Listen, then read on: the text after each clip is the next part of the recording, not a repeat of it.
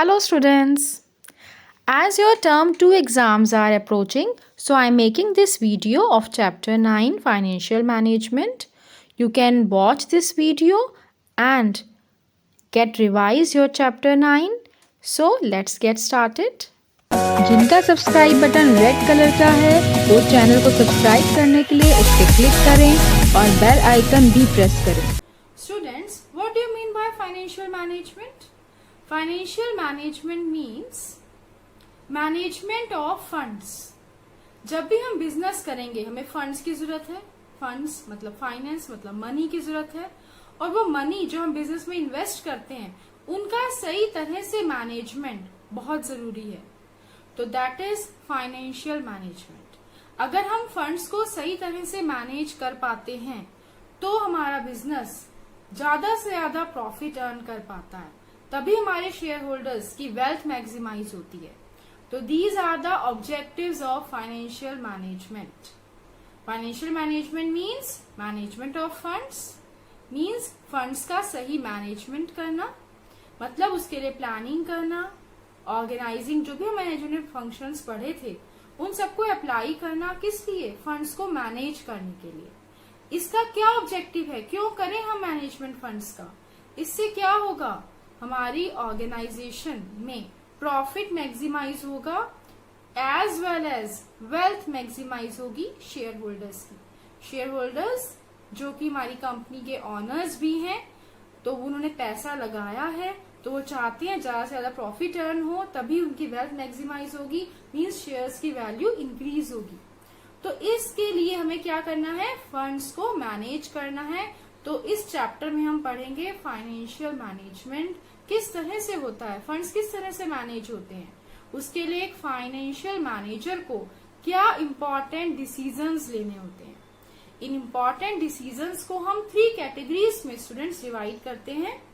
First one is financing decision, second one is investment decision and third one is dividend decision. तो इस पूरे chapter में हम detail में इन्हीं के बारे में पढ़ेंगे. सबसे पहला डिसीजन है फाइनेंसिंग डिसीजन. क्या होता है फाइनेंसिंग डिसीजन? फाइनेंसिंग डिसीजन में हम ये देखते हैं कि सबसे पहले हमारे पास कौन कौन सी सोर्सेज हैं जहां से हम फंड्स अरेंज कर सकते हैं. फिर उनका पूरा एनालाइज करते हैं कि किसमें कॉस्ट कम आ रही है, किसमें रिस्क कम है. तो ये सारे फैक्टर्स हम पढ़ेंगे इसमें कि फाइनेंसिंग डिसीजन लेते समय एक फाइनेंशियल मैनेजर को किन किन फैक्टर्स को कंसीडर करना चाहिए. तो ये हमारा डिसीजन होता है फाइनेंसिंग डिसीजन. जैसे कि आपने क्लास 11th में पढ़ा था सोर्सेज ऑफ बिजनेस फाइनेंस. तो फाइनेंसिंग डिसीजन में भी आपको पहले वो सोर्सेज पता होनी चाहिए कि बिजनेस में फंड्स आता कहाँ से है, कौन कौन सी सोर्सेज हैं. शेयर्स के थ्रू आता है, डिबेंचर्स के थ्रू आता है, रिटेन्ड अर्निंग्स के थ्रू आता है. तो these are the sources of business finance. These are the financial manager को यहाँ ये डिसीजन लेना है कि कौन कौन सी सोर्सेज हैं सबसे पहले, और फिर वहां पे किस सोर्स से फंड्स अरेंज करना ज्यादा बेनिफिशियल रहेगा ऑर्गेनाइजेशन के लिए. शेयर्स के थ्रू मनी कलेक्ट करें या डिबेंचर्स के थ्रू, या फिर रिटेन अर्निंग्स हमारी कितनी होती हैं. तो ये सब चीजें, इन सबका जो एक रेशियो डिसाइड करता है financial manager.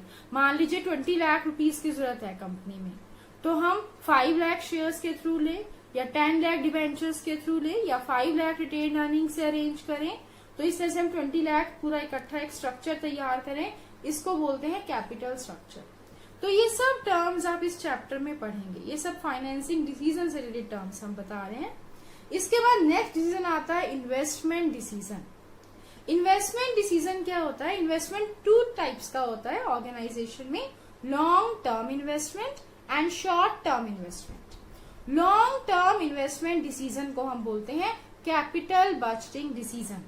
Short term investment decision को हम बोलते हैं वर्किंग कैपिटल डिसीजन. तो these are the 2 types of investment decisions. अब ये डिसीजन लेते समय भी फाइनेंशियल मैनेजर को किन फैक्टर्स को ध्यान रखना है, ये हम इसमें डिटेल में चैप्टर में पढ़ेंगे. इसके बाद थर्ड डिसीजन आता है students dividend decision. First of all, what do you mean by dividend? आपने क्लास 11 में पढ़ा था चैप्टर 7 में कि शेयर होल्डर्स को प्रॉफिट का जो पार्ट हम देते हैं उसे हम क्या बोलते हैं? Dividend. Dividend is that part of our profit which we give to share holders. Share holders ने हमारी कंपनी में पैसा इन्वेस्ट किया in the form of shares, तो रिटर्न में हम उन्हें क्या पे कर रहे हैं? डिविडेंड, जो कि हमारा प्रॉफिट का एक पार्ट है जो हम शेयर होल्डर्स को पे कर रहे हैं. तो यहाँ पे फाइनेंशियल मैनेजर को क्या डिसीजन लेना है? What do you mean by dividend decision? कि प्रॉफिट का कितना पार्ट हमें एज अ डिविडेंड पे करना है शेयर होल्डर्स को और कितना अपने पास रखना है एज रिटेन्ड अर्निंग. क्योंकि शेयर होल्डर्स को जब हम डिविडेंड देते हैं उससे पहले हम क्या दे चुके होते हैं? डिबेंचर्स का इंटरेस्ट, लोन का इंटरेस्ट, प्रेफरेंस शेयर होल्डर्स का डिविडेंड. तो ये सब कुछ देने के बाद जो बचता है वो इक्विटी शेयर होल्डर्स का डिविडेंड बचता है और रिटेन्ड अर्निंग. तो कितना प्रॉफिट में से हमें डिविडेंड डिस्ट्रीब्यूट करना है और कितना प्रॉफिट हमें रिटेन्ड अर्निंग की फॉर्म में रखना है, this decision is known as dividend decision. तो स्टूडेंट्स, अगर केस स्टडी आती है और उसमें पूछा जाता है कि कौन सा डिसीजन यहाँ पर डिस्कस हो रहा है, तो पहले आपको इन 3 डिसीजन के बारे में पता होना चाहिए. ठीक है. फिर इसके बी पार्ट में आपसे फैक्टर्स पूछे जाते हैं, तो वो हम डिटेल में इस चैप्टर में पढ़ेंगे, तीनों के फैक्टर्स, फाइनेंसिंग के, इन्वेस्टमेंट के और डिविडेंड के. Concept of financial management. Financial management is concerned with optimal procurement. Students, optimal procurement का मतलब होता है अरेंजमेंट, प्रॉपर अरेंजमेंट, जो बेस्ट अरेंजमेंट हो सकता है. मतलब आपको जो फाइनेंशियल मैनेजर है वो जो यहाँ पे मैनेज कर रहा है, डिसीजन ले रहा है कि मुझे कौन कौन सी सोर्सेज से फंड्स लेने हैं, कितने कितने लेने हैं, किसमें कॉस्ट भी कम आए, रिस्क भी कम हो, तो वो उसका डिसीजन क्या कहलाएगा? जिससे ऑप्टिमल प्रोक्योरमेंट मतलब बिल्कुल प्रॉपर अरेंजमेंट हो सके, as well as the usage of finance, और फाइनेंस का, फंड्स का प्रॉपर यूज़ हो सके. प्रॉपर यूज़, ऑप्टिमल प्रोक्योरमेंट का मतलब होता है ना तो हमारे फंड्स आइडल पड़े हों और ना ही वेस्ट हो रहे हों. मतलब जितने फंड्स हमारे पास हैं वो सारे हमने बिल्कुल बेस्ट पॉसिबल तरीके से यूज़ कर रहे हों. For optimal procurement, different available sources of finance are identified. तो अगर आपको बिल्कुल सही अरेंजमेंट करना है फंड्स का, तो आपको सबसे पहले ये देखना होगा कि आपके पास कौन कौन सी सोर्सेज हैं फंड्स की. उन्हें आइडेंटिफाई करना, कंपेयर करना. किस टर्म में कंपेयर करना? कॉस्ट और रिस्क के टर्म में. कम से कम कॉस्ट पर, कम से कम रिस्क पर आप कहाँ से कितने फंड्स अरेंज कर सकते हैं, ये आपका डिसीजन क्या कहलाता है? ऑप्टिमल प्रोक्योरमेंट, मतलब best arrangement. Similarly the finance so procured, मतलब इस तरह से इकट्ठा करा हुआ पैसा, needs to be invested in a manner, उसे इस तरह से खर्च किया जाए, that the returns from the investment, कि जहाँ पे हमने पैसा लगाया है वहाँ से जो हमें रिटर्न मिल रहा है प्रॉफिट के रूप में, एक्सीड द कॉस्ट, वो कॉस्ट से ज़्यादा होना चाहिए. अगर जितना हम लगा रहे हैं उससे ज़्यादा हम कमा रहे हैं, ये होना चाहिए. Eight which procurement has taken place, जिस कॉस्ट पर हमने फंड्स अरेंज करे थे उससे ज़्यादा हमने उसे इन्वेस्ट करके कमा लिया, तो हमारी ऑर्गेनाइजेशन में क्या होगा? ज़्यादा से ज़्यादा प्रॉफिट होगा. ज़्यादा से ज़्यादा प्रॉफिट होगा तो मार्केट में गुडविल बढ़ेगी, गुडविल बढ़ेगी तो हमारी कंपनी के शेयर्स अच्छे वैल्यू में बिकेंगे मार्केट में, तो शेयर्स की वैल्यू इंक्रीज होगी, शेयर होल्डर्स की वेल्थ मैक्सिमाइज होगी. तो इसीलिए फाइनेंशियल मैनेजमेंट ज़रूरी है. तो this is the concept of financial management. तो यहाँ पर फाइनेंशियल मैनेजमेंट किससे कंसर्न है? 2 बातों से. एक तो ऑप्टिमल प्रोक्योरमेंट ऑफ फंड्स और दूसरा यूसेज ऑफ फंड्स, कि प्रॉपर अरेंजमेंट भी हो फंड्स का और प्रॉपर यूज़ भी हो फंड्स का. अरेंजमेंट के समय हम क्या देखते हैं? कौन कौन सी सोर्सेज हैं फंड्स की, और उसमें कॉस्ट और रिस्क फैक्टर का मेनली ध्यान रखा जाता है. और यूसेज मतलब इन्वेस्टमेंट, कि जहां हम फंड्स को लगा रहे हैं वहां से जो हमें रिटर्न मिल रहा है वो कॉस्ट से ज़्यादा होना चाहिए. तो this concept is known as financial management. Now what is the aim of financial management? Financial management aims at reducing the cost of funds procured, keeping the risk under, and achieving effective deployment of such funds. Deployment मतलब usage. It also aims at ensuring availability of enough funds whenever required, as well as avoiding idle finance. Idle मतलब हमारे funds ऐसा नहीं कि हमने loan ले लिया और वो खाली पड़ा है, यूज़ को कहीं किया नहीं और इंटरेस्ट और दे रहे हैं, तो ये सब चीज़ें नहीं होनी चाहिए। ये एम है फाइनेंशियल मैनेजमेंट की। Objectives of financial management. First objective is to maximize shareholders' wealth. Share holders हमारी कंपनी के ऑनर्स होते हैं जिन्होंने हमारी कंपनी में इन्वेस्ट कर रखा होता है और उनको हमारी कंपनी से क्या मिलता है, डिविडेंड, जो कि प्रॉफिट का एक पार्ट है। और जब ज़्यादा से ज़्यादा प्रॉफिट अर्न करती है कंपनी तो मार्केट में उसके शेयर्स की वैल्यू भी बढ़ती है, तो इससे शेयर होल्डर्स की वेल्थ भी क्या होती है, maximise. To ensure that each decision is efficient and adds some value to increase the market price of shares. ये क्या है, ऑब्जेक्टिव है फाइनेंशियल मैनेजमेंट का। To maximise the current price of equity shares of the company, company के shares की value increase हो, market में shares का प्राइस इंक्रीज हो, इस तरह का डिसीजन लिया जाए कंपनी द्वारा, तो उसके लिए क्या है, फाइनेंशियल मैनेजमेंट की रिक्वायरमेंट है। To ensure that benefits from the investment exceed the cost, जहाँ पे आप पैसा लगा रहे हो वहाँ से आपको रिटर्न अच्छा मिलना चाहिए, तभी क्या होगा, बेनिफिट होगा ऑर्गेनाइजेशन को, प्रॉफिट होगा ऑर्गेनाइजेशन को। To reduce the cost of procuring finance so that the value addition is even higher, जहाँ से आप फंड्स अरेंज कर रहे हो कम से कम कॉस्ट पर आप करो, तभी आपको फ़ायदा होगा। Financial decisions, there are 3 financial decisions in financing decisions. ये जो फाइनेंशियल डिसीजंस है ये आपके 3 टाइप्स के होते हैं। फाइनेंशियल मैनेजर जो डिसीजन लेता है उसे फाइनेंशियल डिसीजंस कहते हैं और वो 3 तरह के डिसीजन लेता है। पहला, इन्वेस्टमेंट डिसीजन, मतलब जो हमने फंड्स अरेंज करे हैं वो कहाँ इन्वेस्ट करना है, कितना इन्वेस्ट करना है, जिससे जितना हम कॉस्ट पे उसको प्रोक्योर किया, अरेंज करा है, उससे ज़्यादा हमें रिटर्न मिले। तो इन्वेस्टमेंट डिसीजन में 2 टाइप्स हम पढ़ेंगे, capital budgeting decisions and working capital decisions. Financing decisions, financing decisions का मतलब होता है कि किस सोर्स से आप फंड्स अरेंज कर रहे हो, आप शेयर्स के थ्रू कर रहे हो, डिबेंचर्स के थ्रू कर रहे हो, रिटेन्ड अर्निंग्स के थ्रू कर रहे हो, फाइनेंशियल इंस्टीट्यूशन से लोन ले रहे हो, ये डिफरेंट सोर्सेज हैं जहाँ से आप फंड्स अरेंज कर रहे हो। तो इनमें कुछ फैक्टर्स का आपको ध्यान रखना होता है, कम से कम कॉस्ट हो, कम से कम रिस्क हो, तो और भी बहुत सारे फैक्टर्स हैं जो हम आगे डिटेल में इसमें पढ़ेंगे। तो ये डिसीजन हमारा कहलाता है फाइनेंसिंग डिसीजंस। फिर आता है डिविडेंड डिसीजंस। डिविडेंड डिसीजंस का मतलब क्या है कि जो हमारा प्रॉफिट हुआ है कंपनी का उसमें से कितना हमें शेयर होल्डर्स को एज डिविडेंड पे करना है और कितना एज रिटेन्ड अर्निंग हमें कंपनी में रखना है, तो दैट इज डिविडेंड डिसीजन। ये डायग्राम में यही सब समझाया गया है। जो चीफ फाइनेंशियल ऑफिसर है वो 3 तरह के डिसीजन लेता है, फाइनेंसिंग, इन्वेस्टमेंट और डिविडेंड। इन्वेस्टमेंट डिसीजंस आपको बताया था 2 टाइप्स का होता है, long term and short term. Long term का मतलब कैपिटल बजटिंग, शॉर्ट टर्म का मतलब working capital decision. Investment decision होता क्या है, यहाँ पे फर्म को ये सेलेक्ट करना होता है कि वो कहाँ पर इन्वेस्टमेंट करे और कितना करे, फिक्स एसेट्स में कितना करे, वर्किंग कैपिटल में कितना करे, so that they are able to earn highest possible return for their investors, कि जो वो पैसा लगा रहे हैं वहाँ से उससे ज़्यादा वो उतना कमा सकें। तो capital budgeting decision long term decision होता है और ये फिक्स एसेट से रिगार्डिंग होता है। इसमें हम क्या करते हैं, लॉन्ग रन में, लंबे समय में हम कितना अर्न कर सकते हैं, तो ये हम इसमें देखते हैं।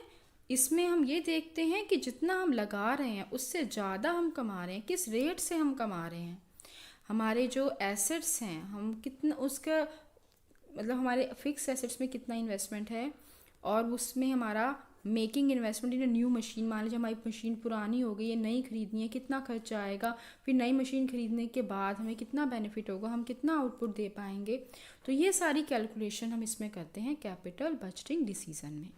वर्किंग कैपिटल डिसीजंस कौन से होते हैं, शॉर्ट टर्म डिसीजंस, जैसे लेवल ऑफ कैश हमारे पास कितना है, कितना चाहिए, इन्वेंट्री, स्टॉक वगैरह, हमारे रिसीवेबल्स है ना, कहाँ कहाँ से कितना पैसा आना है, तो ये जो डेली रूटीन के खर्चे होते हैं दैट इज़ वर्किंग कैपिटल। और इस डिसीजन को कहते हैं वर्किंग कैपिटल डिसीजन। तो डे टू डे की वर्किंग जो होती है बिजनेस में वो इससे इफेक्ट होती है। तो ये डिसीजन बिल्कुल सही होना चाहिए। और इसमें अमाउंट तो कम होता है क्योंकि एक साल के अंदर अंदर इसमें चेंजेस होते रहते हैं, कैश कन्वर्ट होता रहता है।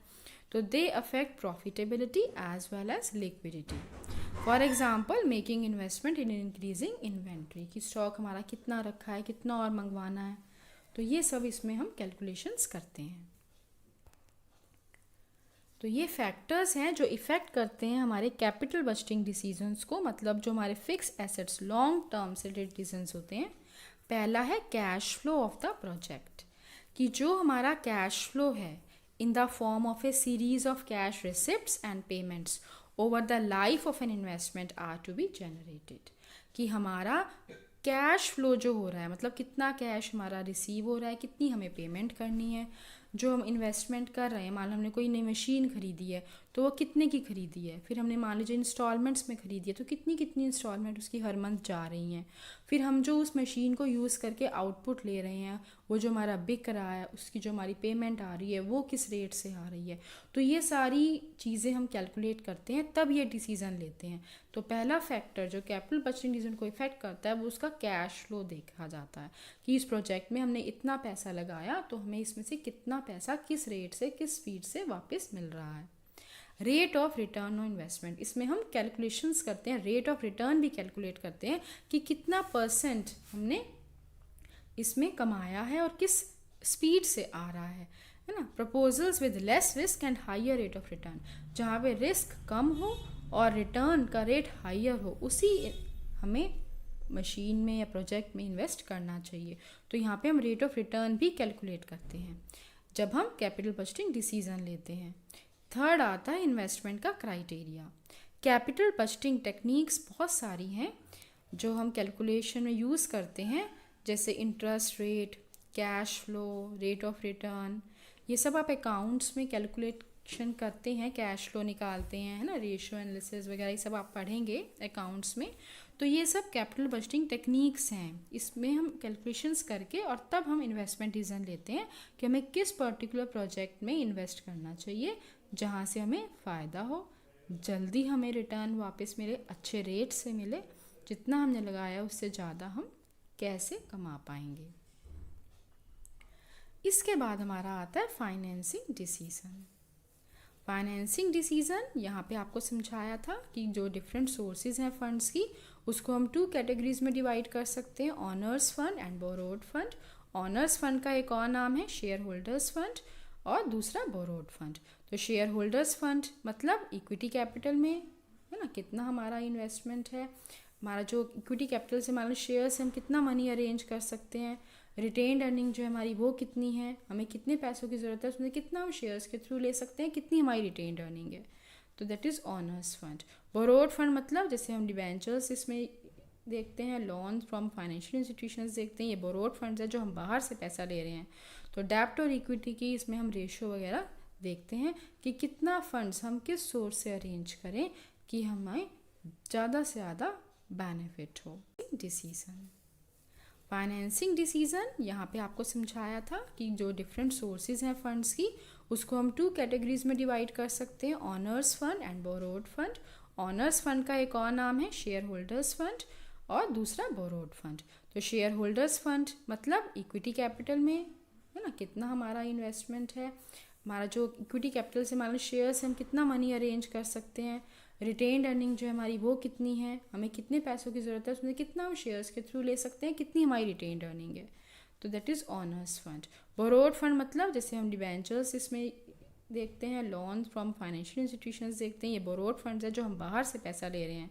तो डेब्ट और इक्विटी की इसमें हम रेशियो वगैरह देखते हैं कि कितना फंड्स हम किस सोर्स से अरेंज करें कि हमें ज़्यादा से ज़्यादा बेनिफिट हो।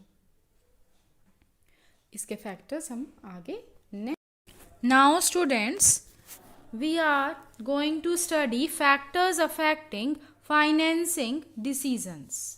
एक फाइनेंशियल मैनेजर को ये डिसीजन लेते समय किन किन फैक्टर्स को ध्यान में रखना चाहिए। First one is cost. आपको समझाया था जब हम फंड्स अरेंज करते हैं, डिफरेंट सोर्सेस का एनालिसिस करते हैं कि किसकी कॉस्ट कम आ रही है। जैसे हम मार्केट जाते हैं सामान लेने, तो हम देखते हैं ना कि किस शॉप पे हमें सही रेट पे ये चीज़ मिल रही है, वहाँ से हम लेना पसंद करते हैं जहाँ कम से कम कॉस्ट पे हमें अच्छी क्वालिटी के गुड्स मिल जाएं। तो इसी तरह से जब एक financial manager different sources of funds को देखता है और डिसीजन लेता है कि कहाँ से हमें कम से कम कॉस्ट पे ज़्यादा से ज़्यादा फंड्स अवेलेबल हो सकते हैं। तो यहाँ पे कॉस्ट जब हम देखेंगे, देखो हमारे पास दो तरह के होते हैं ना फंड्स, ऑनर्स फंड्स और बोरोड फंड। ये आपने क्लास 11th में पढ़ा था, chapter 7 sources of business finance में। ऑनर्स फंड मतलब जो आपके शेयर्स हो गए, बोरोड फंड मतलब आपके डिबेंचर्स हो गए, लॉन्ग टर्म लोन्स हो गए बैंक से, फाइनेंशियल इंस्टीट्यूशन से। तो जो हमारे ऑनर्स फंड हैं, शेयर्स हैं, अब हम उसमें अगर हम कॉस्ट देखें, है ना, तो उसकी कॉस्ट क्या है? डिविडेंड जो हम पे कर रहे हैं शेयर होल्डर को। और अगर हम डिबेंचर्स देखें, लोन देखें, तो उसकी कॉस्ट क्या है? इंटरेस्ट। अब हम डिबेंचर्स या लोन को अगर हम देखें तो उसका रेट ऑफ इंटरेस्ट क्या होता है? फिक्स्ड। पर अगर हम शेयर्स को देखें, इक्विटी शेयर्स को देखें, तो वहाँ पर डिविडेंड का रेट फिक्स नहीं होता। डिबेंचर्स का इंटरेस्ट, लोन का इंटरेस्ट, प्रेफरेंस शेयर होल्डर का जो प्रेफरेंस डिविडेंड है, ये सब फिक्स्ड होता है। ये सब देने के बाद जो बचता है वो हम देखते हैं कि हमें कितना रिटेन्ड अर्निंग में रखना है और कितना इक्विटी शेयर होल्डर्स को एज अ डिविडेंड देना है। तो यहाँ पर कम से कम कॉस्ट किसकी आएगी? डेब्ट की, बोरोड फंड की। क्यों? क्योंकि यहाँ पर रेट ऑफ इंटरेस्ट वहाँ पर फिक्स्ड है। तो हमारा मान लो 6% है, तो बस हमने उतना देना है, बाकी सारा जो हमारा प्रॉफिट है वो कंपनी में ही रहेगा। तो अगर हम देखें चीपेस्ट सोर्स ऑफ फाइनेंस, तो वो हमारी डेब्ट होती है। क्यों? क्योंकि यहाँ पे रेट ऑफ इंटरेस्ट हमारा फिक्स्ड होता है। तो आपने इसमें क्या लिखा? The cost of raising funds from different sources are different, the cheapest source should be selected. Now second factor is risk. अब फाइनेंशियल मैनेजर दूसरा फैक्टर कौन सा ध्यान में रखेगा सोर्स ऑफ फंड सेलेक्ट करते समय? Risk factor. रिस्क किस में ज़्यादा है? The risk associated with different sources is different. यहाँ पर भी ऑनर्स फंड, बोरोड फंड में रिस्क फैक्टर भी डिफरेंट है। More risk is associated with borrowed funds. Borrowed funds में हम रिस्क ज़्यादा क्यों समझते हैं? क्योंकि अगर हम लोन का पैसा वापस नहीं दे पाए, है ना, टाइम पर, क्योंकि हमने जो लोन लिया होता है, लॉन्ग टर्म लोन है, हमारे डिवेंचर्स हैं, वो फिक्स टाइम पीरियड के लिए होते हैं, मान लीजिए 8 ईयर्स या 10 ईयर्स। उसके बाद आपको पूरा अमाउंट भी वापस करना है। मान लीजिए आपने 20 लाख रुपीज़ लिए हैं, तो 20 लाख भी देने हैं आफ्टर आपको 10 ईयर्स, और आपको जो उसका इंटरेस्ट है वो भी देना है डेली रूटीन में, है ना। तो अगर आप ये दोनों चीज़ें नहीं दे पाते तो क्या होगा? आपकी कंपनी की गुडविल खराब हो जाएगी, है ना, आप उसमें हो जाएंगे, मतलब लोन सिर पे ज़्यादा हो जाएगा, इंटरेस्ट भी देना है, बर्डन है। तो अगर हम ओनर्स फंड में देखें, मान लीजिए रिटेन्ड अर्निंग है, हमें किसी का कुछ नहीं देना, मान लीजिए हमारे शेयर्स हैं, इक्विटी शेयर होल्डर्स वो ऑनर्स हैं कंपनी के, तो जो शेयर्स उन्होंने मान लीजिए हमारी कंपनी में इन्वेस्ट किया है, तो जब तक कंपनी चलती रहेगी वो इन्वेस्टमेंट उसमें रहेगा, बस आपको डिविडेंड देना है। और डिविडेंड का रेट भी फिक्स नहीं है ना, कम प्रॉफिट है कम दे दो, ज़्यादा प्रॉफिट है ज़्यादा दे दो। और अगर आपका यहाँ पे कोई भी आपका ऐसा नहीं है कि फिक्स टाइम पीरियड बाद पूरा पैसा वापस करना है, ऐसा भी नहीं है। और अगर मान लीजिए लॉस भी हो गया किसी साल, तो डिविडेंड देना भी जरूरी नहीं है इक्विटी शेयर होल्डर्स को। तो अगर हम ये सारी बातें कंसिडर करें तो बोरोड फंड में रिस्क ज़्यादा इसलिए है क्योंकि फिक्स टाइम पीरियड के बाद पूरा पैसा भी वापस जाएगा और with interest. Third factor is flotation cost. ये क्या होता है स्टूडेंट्स? आपने अकाउंट्स में भी पढ़ा होगा। फ्लोटेशन कॉस्ट होता है कॉस्ट ऑफ इशूइंग शेयर्स और डिवेंचर्स।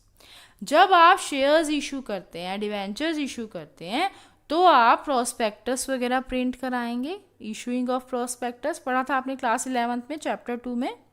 जैसे हम प्रोस्पेक्टस करवाते हैं ना, कि हम इनवाइट करते हैं पब्लिक को कि हमारी कंपनी के शेयर्स परचेज करो, तो उसका खर्चा। फिर आप खुद तो जाएंगे नहीं हर एक के पास, लो हमारी कंपनी के शेयर ले लो, बीच में आप ब्रोकर्स, अंडरराइटर्स ये सब अपॉइंट करेंगे, उनकी कमीशन, उनकी फीस, उनके चार्जेस।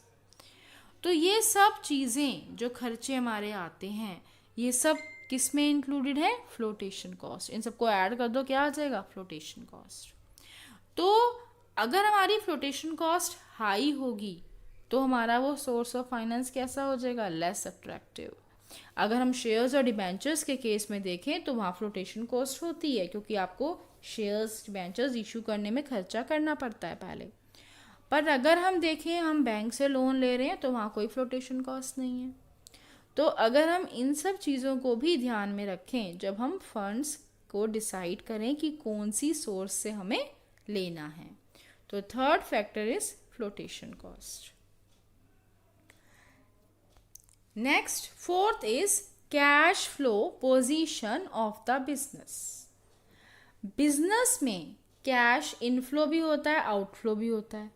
पेमेंट आ रही है तो इनफ्लो हो रहा है ना, और अगर हम पेमेंट कर रहे हैं तो आउटफ्लो हो रहा है। इनकम हो रही है तो इनफ्लो है, एक्सपेंडिचर हो रहा है तो आउटफ्लो है। तो बिजनेस में कैश फ्लो पोजीशन कैसी है? अगर आपकी बिजनेस की कैश फ्लो पोजीशन अच्छी है, स्ट्रांग है, गुड इनफ है, तो आप इजीली बोरोड फंड्स को ले सकते हैं। क्यों? क्योंकि आपके पास कैश होगा तभी आप टाइमली हर मंथ हर साल अपना इंटरेस्ट पे कर पाएंगे। तो कैश फ्लो पोजीशन स्ट्रांग है, आपके पास अच्छा कैश है, तो आप रेगुलर इंटरेस्ट पे कर पाएंगे, तभी आप बोरोड फंड्स की तरफ जाइए। अदरवाइज किस तरफ जाइए? Honours fund. क्यों? क्योंकि ऑनर्स फंड में अगर आपको मान लीजिए कैश नहीं है तो भी चलेगा, आप डिविडेंड एक साल नहीं देंगे तो भी चलेगा। Now fifth is control considerations. ये पॉइंट आपने पहले पढ़ा था। जो आपके इक्विटी शेयर होल्डर्स होते हैं वो कंपनी के ऑनर्स होते हैं, तो उनके पास वोटिंग राइट्स होती हैं, तो इस वजह से वो कंपनी में डिसीजंस वगैरह में सब में इन्वॉल्व होते हैं। बट अगर हम डिबेंचर्स को होल्डर्स को देखें, उनके पास वोटिंग राइट नहीं होती है ना, क्योंकि हमने उनसे एक तरह से लॉन्ग टर्म लोन ले रखा है, तो वहाँ पर उनके पास कोई वोटिंग राइट नहीं है, तो उनके कंट्रोल भी नहीं है कंपनी पे, कोई भी डिसीजन में उनका इन्वॉल्वमेंट नहीं है। तो अगर हम कंट्रोल कंसिडरेशन फैक्टर को भी देखें फंड्स का अरेंज करते समय, तो ये क्या पॉइंट है कि अगर मान लीजिए हमारे जो एग्जिस्टिंग शेयर होल्डर्स हैं, मान लीजिए 50 हैं, अगर हम शेयर्स इशू कर देते हैं तो एग्जिस्टिंग शेयर होल्डर्स को परेशानी होगी कि और शेयर होल्डर्स बढ़ जाएंगे, तो उनका कंट्रोल क्या होगा? बढ़ जाएगा इतने सारे जनों में। अब उन्हें उनकी भी सुननी पड़ेगी, उनकी भी राय लेनी पड़ेगी, तो वो ये चाहते नहीं है। डिविडेंड भी जो वो सारा इंजॉय करते हैं उन्हें बांटना पड़ेगा। तो अगर एग्जिस्टिंग शेयर होल्डर्स जो हैं उनको हम देखें कि वो बिजनेस में पूरा कंट्रोल अपना ही रखना चाहते हैं, तो वो क्या चाहेंगे कि बोरोड फंड्स ज़्यादा लिए जाएं, डिवेंचर्स हो या लॉन्ग टर्म लोन्स हो। क्यों? क्योंकि उनका जो होल्ड है वो एज इट इज़ बना रहेगा अगर हम बोरोड फंड्स की तरफ जाते हैं।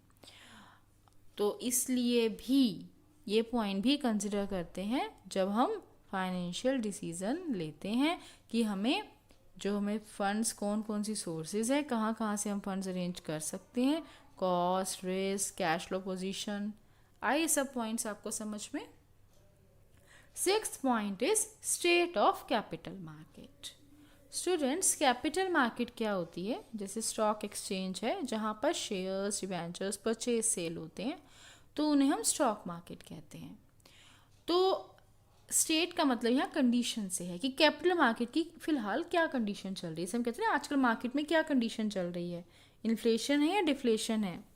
तो जब इन्फ्लेशन होता है मतलब हर तेजी होती है, हर चीज़ के रेट बढ़ते हैं, तो उसको हम एक और नाम देते हैं बूम पीरियड। और अगर मान लीजिए डिफ्लेशन चल रहा है, डिप्रेशन चल रहा है, मंदी का दौर है, इट मीन्स हर चीज़ के रेट डाउन हो रहे हैं, तो उसे कहते हैं डिप्रेशन। तो कैपिटल मार्केट की क्या कंडीशन चल रही है? अगर कंडीशन चल रही है बूम पीरियड की, तो हम शेयर्स वगैरह इशू करें, फटाफट हमारे सब शेयर्स बिक जाएंगे, सब खरीद लेंगे, तो उस समय शेयर्स इशू करना ईजी रहता है हमारे लिए। बट अगर चल रहा है डिप्रेशन पीरियड, मंदी का दौर, हर चीज़ के रेट डाउन हो रहे हैं, तो उस समय आपको शेयर्स इशू नहीं करने चाहिए। अगर आपको फंड्स की ज़रूरत है तो आपको डेब्ट फाइनेंसिंग के थ्रू जाना चाहिए। इट मीन्स आप लोन वगैरह ले लो जिसमें फिक्स रेट ऑफ इंटरेस्ट है।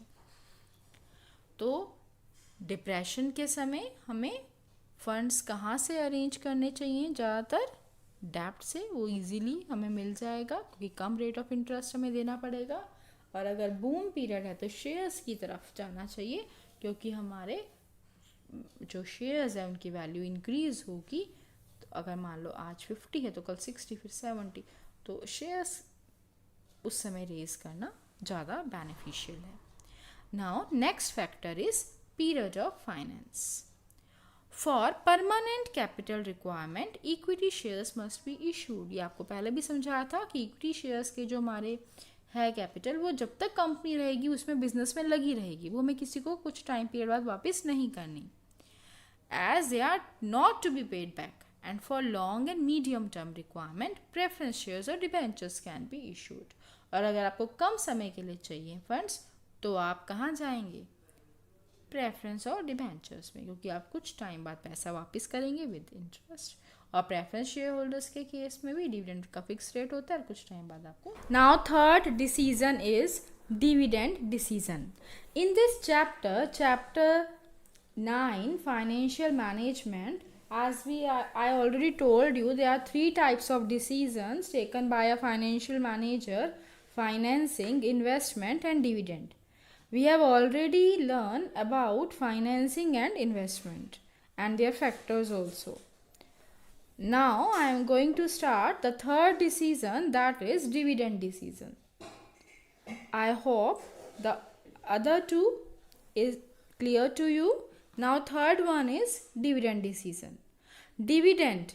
What do you mean by dividend? The part of profit which is given to shareholders is known as dividend.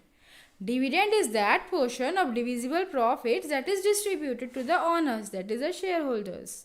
It results in current income for the shareholders. Owners fund में students shares आते हैं, retained earnings आती हैं। तो retained earnings क्या होती हैं? वो पार्ट प्रॉफिट का जो रखा जाता है बिजनेस में फिर से लगाने के लिए, है ना, तो री इन्वेस्ट करने के लिए, उसे हम क्या बोलते हैं? Retained earnings. तो जब हम डिविडेंड डिसीजन लेते हैं तो हमें क्या डिसीजन लेना होता है कि कितना तो हम शेयर होल्डर्स को एज डिविडेंड पे करें प्रॉफिट का पार्ट, और कितना पार्ट हम एज रिटेन्ड अर्निंग रखें जो हम फिर से बिजनेस में इन्वेस्ट कर सकें। तो this decision is known as dividend decision.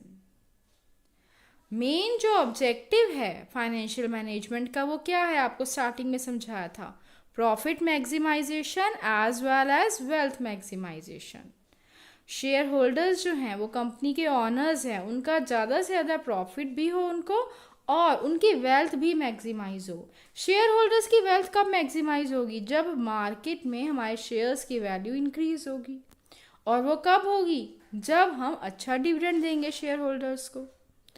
तो डिविडेंड डिसीजन भी बहुत इम्पॉर्टेंट डिसीजन है, इससे भी बहुत चीज़ें इफ़ेक्ट होती हैं। तो फाइनेंसिंग डिसीजन में हमने सबसे पहले सोर्स ऑफ फंड्स देखे कि कौन कौन से हैं और कहाँ से कितना लेना चाहिए, जिसमें हम कॉस्ट का भी ध्यान रखते हैं, रिस्क का भी ध्यान रखते हैं। दूसरा हम इन्वेस्टमेंट डिसीजन पढ़ा कि हमने फंड्स अरेंज तो कर लिए, अब वो ऐसे ही पड़े ना रहें, उन्हें सही जगह पर इन्वेस्ट करना। जितने कॉस्ट पे हमने उसको लिया है उससे ज़्यादा हम उससे कमाएं, रिटर्न उससे ज़्यादा हो, ऐसी जगह पे इन्वेस्ट करना। शॉर्ट टर्म इन्वेस्टमेंट भी और लॉन्ग टर्म इन्वेस्टमेंट भी। अब हम पढ़ने जा रहे हैं डिविडेंड डिसीजन कि हमने इन्वेस्टमेंट कर लिया, प्रॉफिट कमा लिया, प्रॉफिट को भी ऐसे ही नहीं गंवाना है। यहाँ पे भी सही डिसीजन लेना बहुत ज़रूरी है कि हमें कितना डिविडेंड डिस्ट्रीब्यूट करना है शेयर होल्डर्स को, जिससे और भी अट्रैक्ट हो हमारी कंपनी की तरफ और हमारी कंपनी के और शेयर्स खरीदें। तो डिविडेंड भी हमें अच्छा डिस्ट्रीब्यूट करना है। और ऐसा नहीं कि सारा ही डिविडेंड डिस्ट्रीब्यूट कर देंगे, रिटेन अर्निंग भी रखनी है फर्दर बिजनेस में इन्वेस्ट करने के लिए। तो ये डिसीजन भी बहुत इंपॉर्टेंट है और ये डिसीजन कहलाता है डिविडेंड डिसीजन। तो अगर केस स्टडी आती है तो आपसे पूछा जाता है कौन सा फाइनेंशियल डिसीजन है, तो इन तीनों में से तो आपको तीनों के बारे में अब पता चल गया, अब आप सही आंसर लिख सकते हैं। Now what are the different factors affecting dividend decision? ये बहुत इंपॉर्टेंट क्वेश्चन है, लॉन्ग क्वेश्चन आता है 5 मार्क्स में, 6 मार्क्स में, बोर्ड एग्जाम्स में। फैक्टर्स अफेक्टिंग डिविडेंड डिसीजन, सबसे पहला फैक्टर है अर्निंग्स। अर्निंग होंगी उसमें से ही तो आप डिविडेंड डिस्ट्रीब्यूट करोगे। तो companies having high and stable earning, अगर कंपनी की अर्निंग्स अच्छी हैं, स्टेबल है, स्टेबल मतलब हर साल इतनी होती ही है, इस तरह की अर्निंग्स हैं, तो हम डिक्लेयर कर सकते हैं high rate of dividend.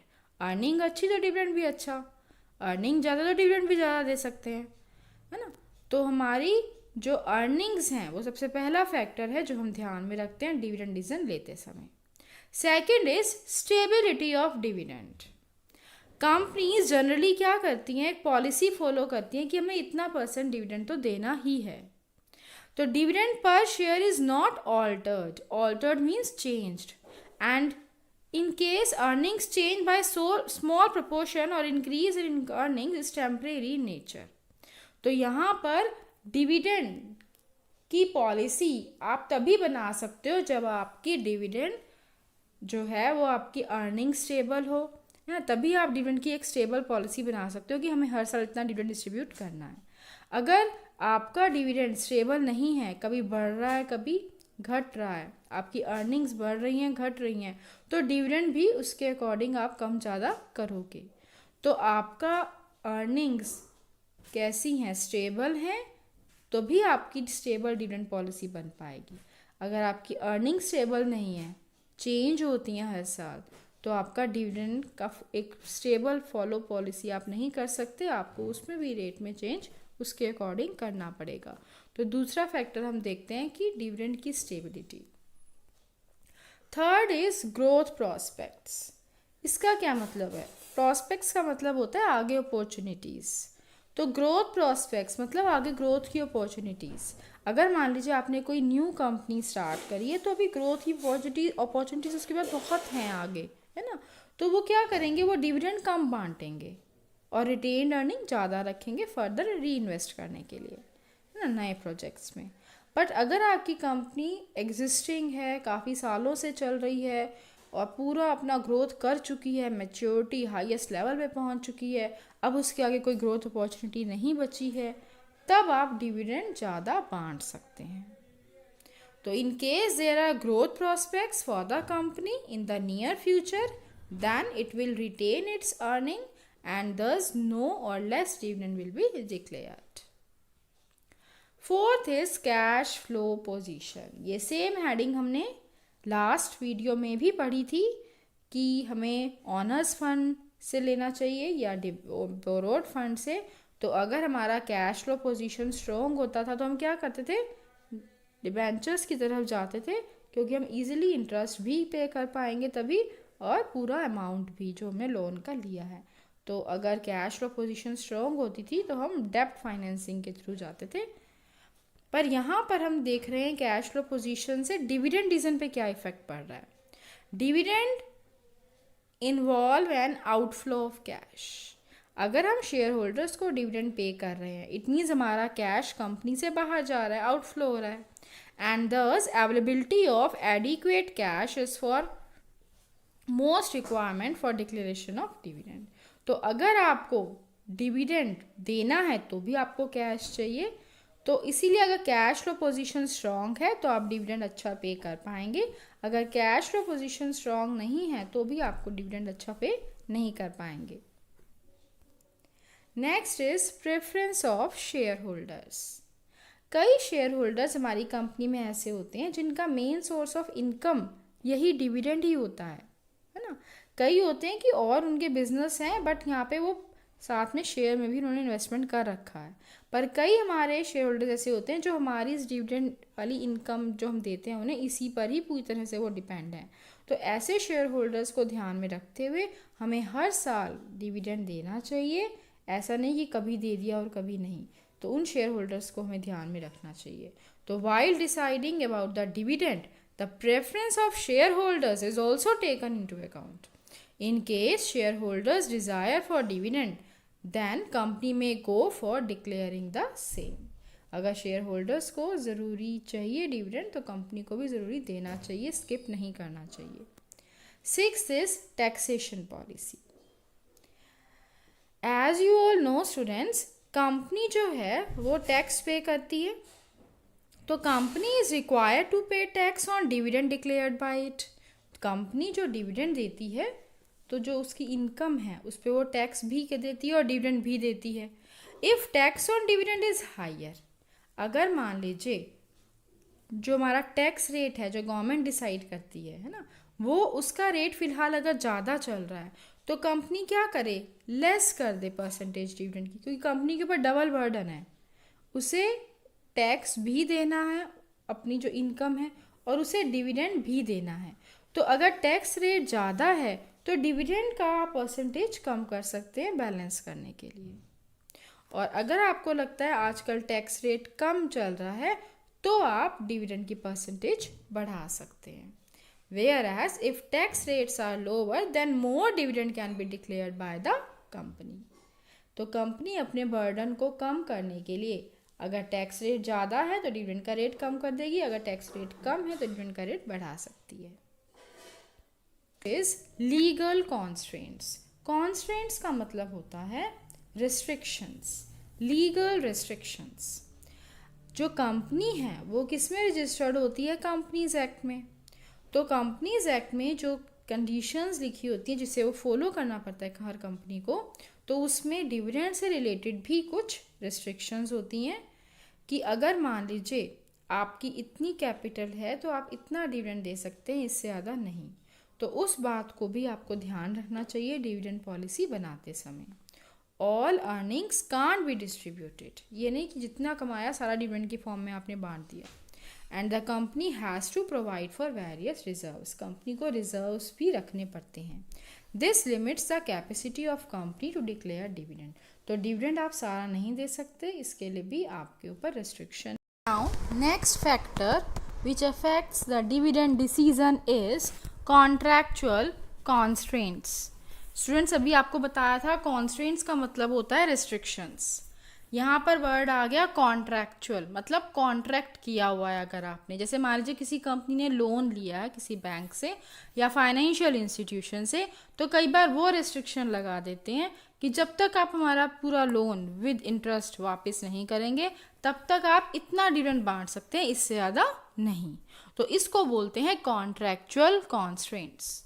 While granting loans to a company, sometimes banks may impose certain restrictions on the payment of dividend in future.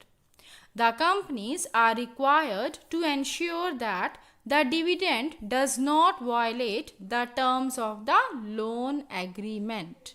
Loan लेते समय जो भी आपने एग्रीमेंट करा है तो डिविडेंड डिसीजन लेते समय आपको उस एग्रीमेंट का ध्यान में रखते हुए उतना ही डिविडेंड बांटना चाहिए जो लोन एग्रीमेंट के टर्म्स में मेंशन हो।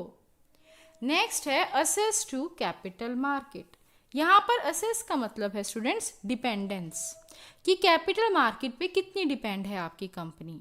अगर मान लीजिए लार्ज रेप्यूटेड कंपनीज को अगर हम देखें तो वो पूरी तरह से कैपिटल मार्केट पे डिपेंड होती हैं, वो रिटेन्ड अर्निंग रखती ही नहीं है, वो सब डिविडेंड के रूप में बांटना चाहती हैं, क्योंकि उन्हें पता है जब भी हमें फंड्स की ज़रूरत होगी हम कैपिटल मार्केट में से ले लेंगे, क्योंकि हमारी अच्छी रेपुटेशन है, इतनी बड़ी कंपनी है, फटाफट उसके सारे शेयर्स सब खरीद लेंगे। तो इस तरह से वो पूरी तरह से डिपेंड होते हैं कैपिटल मार्केट पर। और अगर हम इन कंपैरिजन करें इन्हें स्मॉल कंपनीज से तो उन्हें कोई जानता नहीं है कैपिटल मार्केट में, उनकी कोई ज़्यादा भी रेपुटेशन नहीं है, नई कंपनीज हैं, तो वो पूरी तरह से रिटेन्ड अर्निंग्स पर डिपेंड होती हैं, तो डिविडेंड कम बांटती हैं।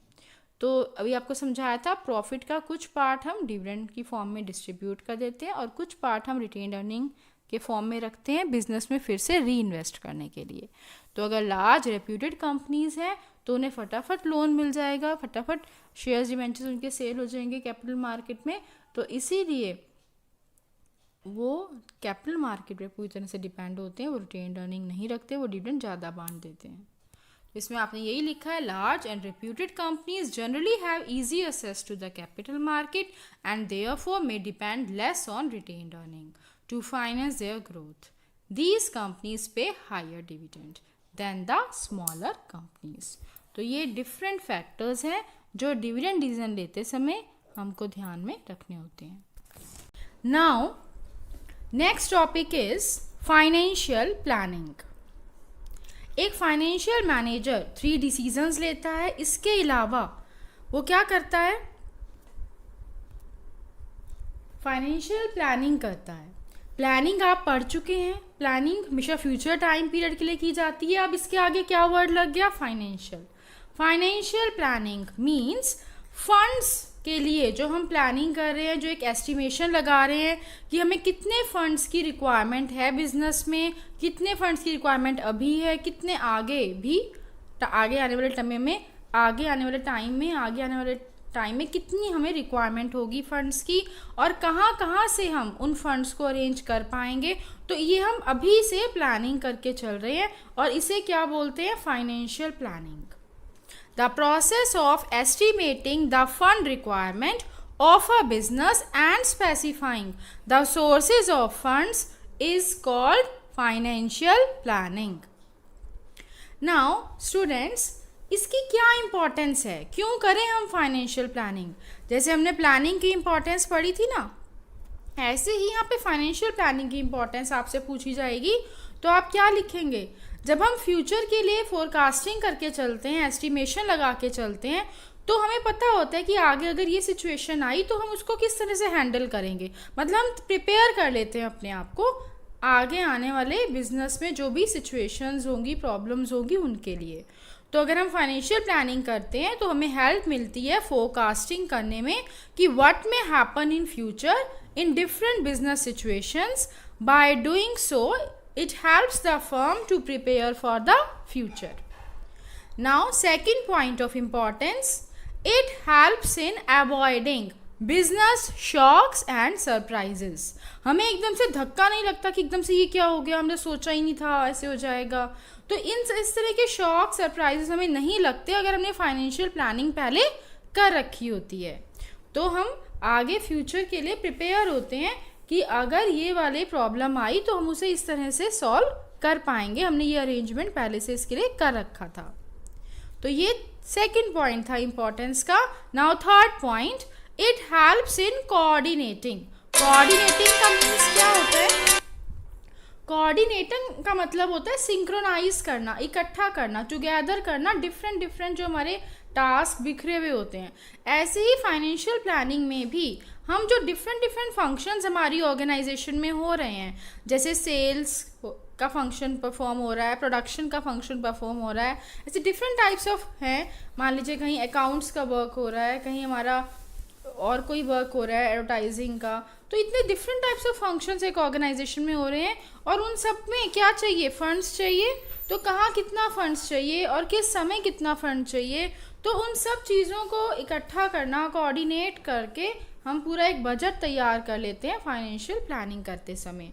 तो फाइनेंशियल प्लानिंग हेल्प करती है कोऑर्डिनेट करने में डिफरेंट बिजनेस फंक्शंस, जैसे सेल्स, प्रोडक्शन, और इससे रिलेटेड जो भी हमें पॉलिसीज़ बनानी है, प्रोसीजर्स डिसाइड करने हैं, वो भी हम कर पाते हैं अगर हमने फाइनेंशियल प्लानिंग कर रखी होती है कि हमें किस किस डिपार्टमेंट में कितना फंड्स हमारा इन्वेस्ट करना है, यूज़ करना है, उससे क्या हमारा बेनिफिट होगा। उसके अकॉर्डिंग फिर हम उससे रिलेटेड पॉलिसीज़ भी बना लेते हैं कि हमारी क्रेडिट पॉलिसी अगर हम दे रहे हैं तो कितने टाइम का, 15 मंथ्स का क्रेडिट देंगे या 1 मंथ का क्रेडिट देंगे। तो जो भी हमें पॉलिसी बनानी है तो वो तभी बना पाएंगे जब हमने पहले फाइनेंशियल प्लानिंग की होगी। Next point of importance is it provides a link between investment and financing decisions on a continuous basis. अभी हमने पढ़े थे स्टूडेंट्स, फाइनेंसिंग डिसीजन मतलब सोर्स ऑफ फंड्स जो डिफरेंट है, उसमें से सेलेक्ट करना कि कहाँ से फंड्स अरेंज करें और फिर उन अरेंज्ड फंड्स को कहाँ कितना इन्वेस्ट करें, इन्वेस्टमेंट डिसीजन, कितना शॉर्ट टर्म इन्वेस्टमेंट, कितना लॉन्ग टर्म इन्वेस्टमेंट।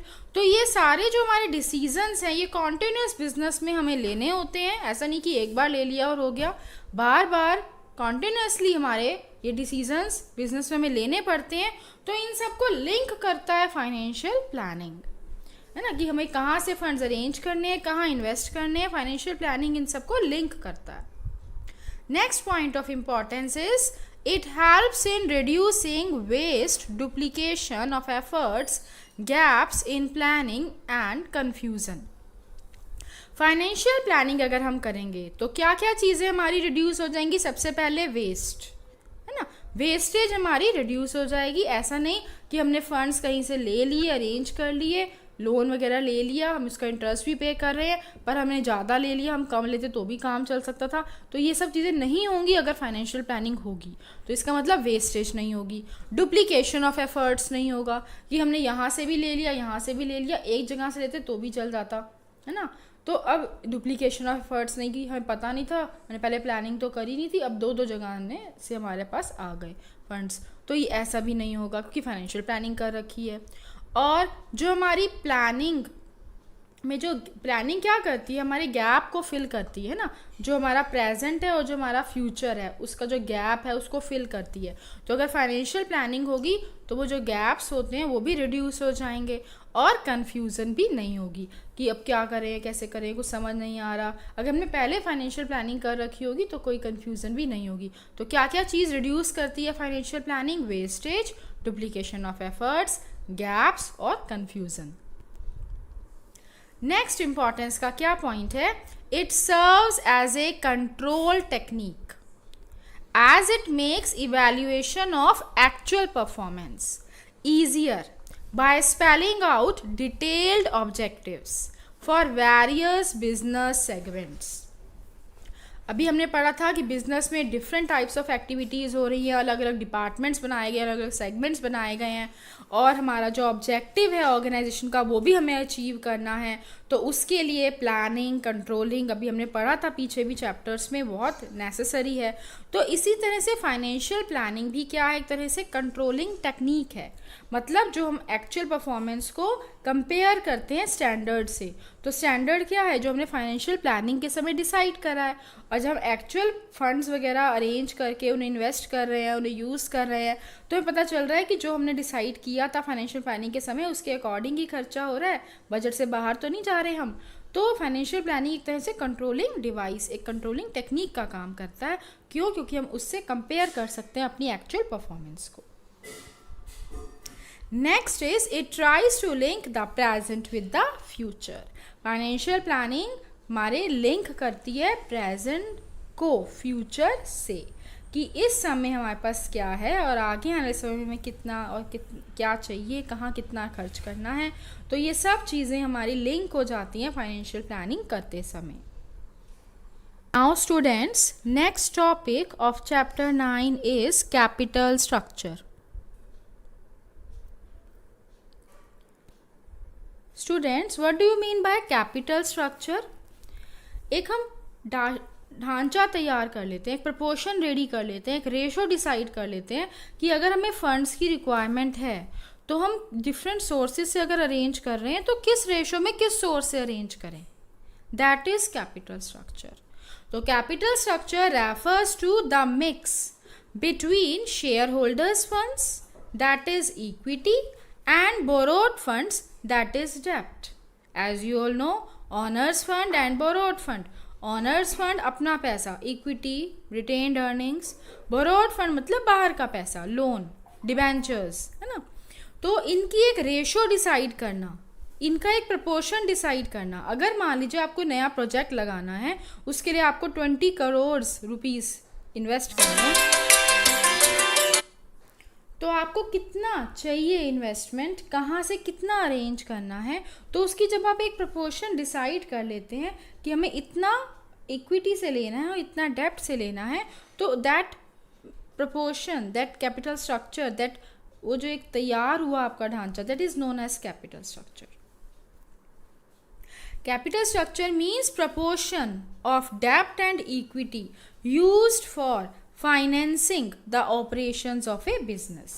बिजनेस में जो फंड्स चाहिए हमें डिफरेंट एक्टिविटीज़ के लिए, उसके लिए हमने जो अरेंजमेंट करा है उसमें हमने कितना डेब्ट कर रखा है इन्वेस्ट और कितना इक्विटी। तो ये जो हमारा रेशो है, प्रपोर्शन है, it is known as capital structure. Now students, इसमें एक कंसेप्ट आता है फाइनेंशियल लीवरेज। फाइनेंशियल लीवरेज क्या है? प्रपोर्शन ऑफ डेब्ट इन द टोटल कैपिटल, कि आपने अपने बिजनेस में टोटल कैपिटल जो इन्वेस्ट करा है उसमें कितना उस डेब्ट का रेशो है, कितना बाहर का पैसा है। तो वो जो हम निकालते हैं that is known as financial leverage.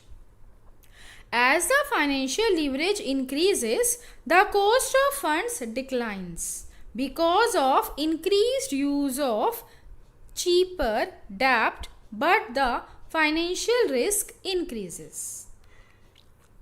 Students, जब हम फंड्स अरेंज करते हैं, फाइनेंसिंग रीजन हमने पढ़ा था, हम सबसे पहले किस फैक्टर को देखते हैं? कॉस्ट को. और कॉस्ट में हमने पढ़ा था कि सबसे चीपेस्ट सोर्स ऑफ फाइनेंस कौन सा है? डेप्ट. क्यों? क्योंकि उसका रेट ऑफ इंटरेस्ट फिक्स्ड है. तो अगर हमारे टोटल कैपिटल में डेप्ट की रेशो ज़्यादा है, मतलब फाइनेंशियल लीवरेज इंक्रीज हो रहा है, तो क्या होगा? हमारी कॉस्ट ऑफ फंड्स डिक्लाइन हो जाएंगे. क्यों? क्योंकि हमने ज़्यादा सबसे चीपेस्ट सोर्स को ले रखा है, दैट इज़ डेप्ट. और इससे हमारा फाइनेंशियल रिस्क बढ़ जाता है, क्योंकि हमने फाइनेंसिंग डिज़ाइन में रिस्क हेडिंग में क्या पढ़ा था कि डेप्ट चीपेस्ट सोर्स ऑफ फाइनेंस तो है बट मोर रिस्की भी है. क्यों? क्योंकि अगर हम पूरा पैसा वापस नहीं कर पाए विद इंटरेस्ट पूरे टाइम पीरियड जो हमें मिला है उसमें, तो हमारे जो एसेट्स हैं जो हमने उसके बदली रखे थे मोर्गेज पे या गिरवी रखे थे वो चले जाएंगे, हमारी मार्केट में गुडविल ख़राब हो जाएगी. तो एक फाइनेंशियल रिस्क बना रहता है.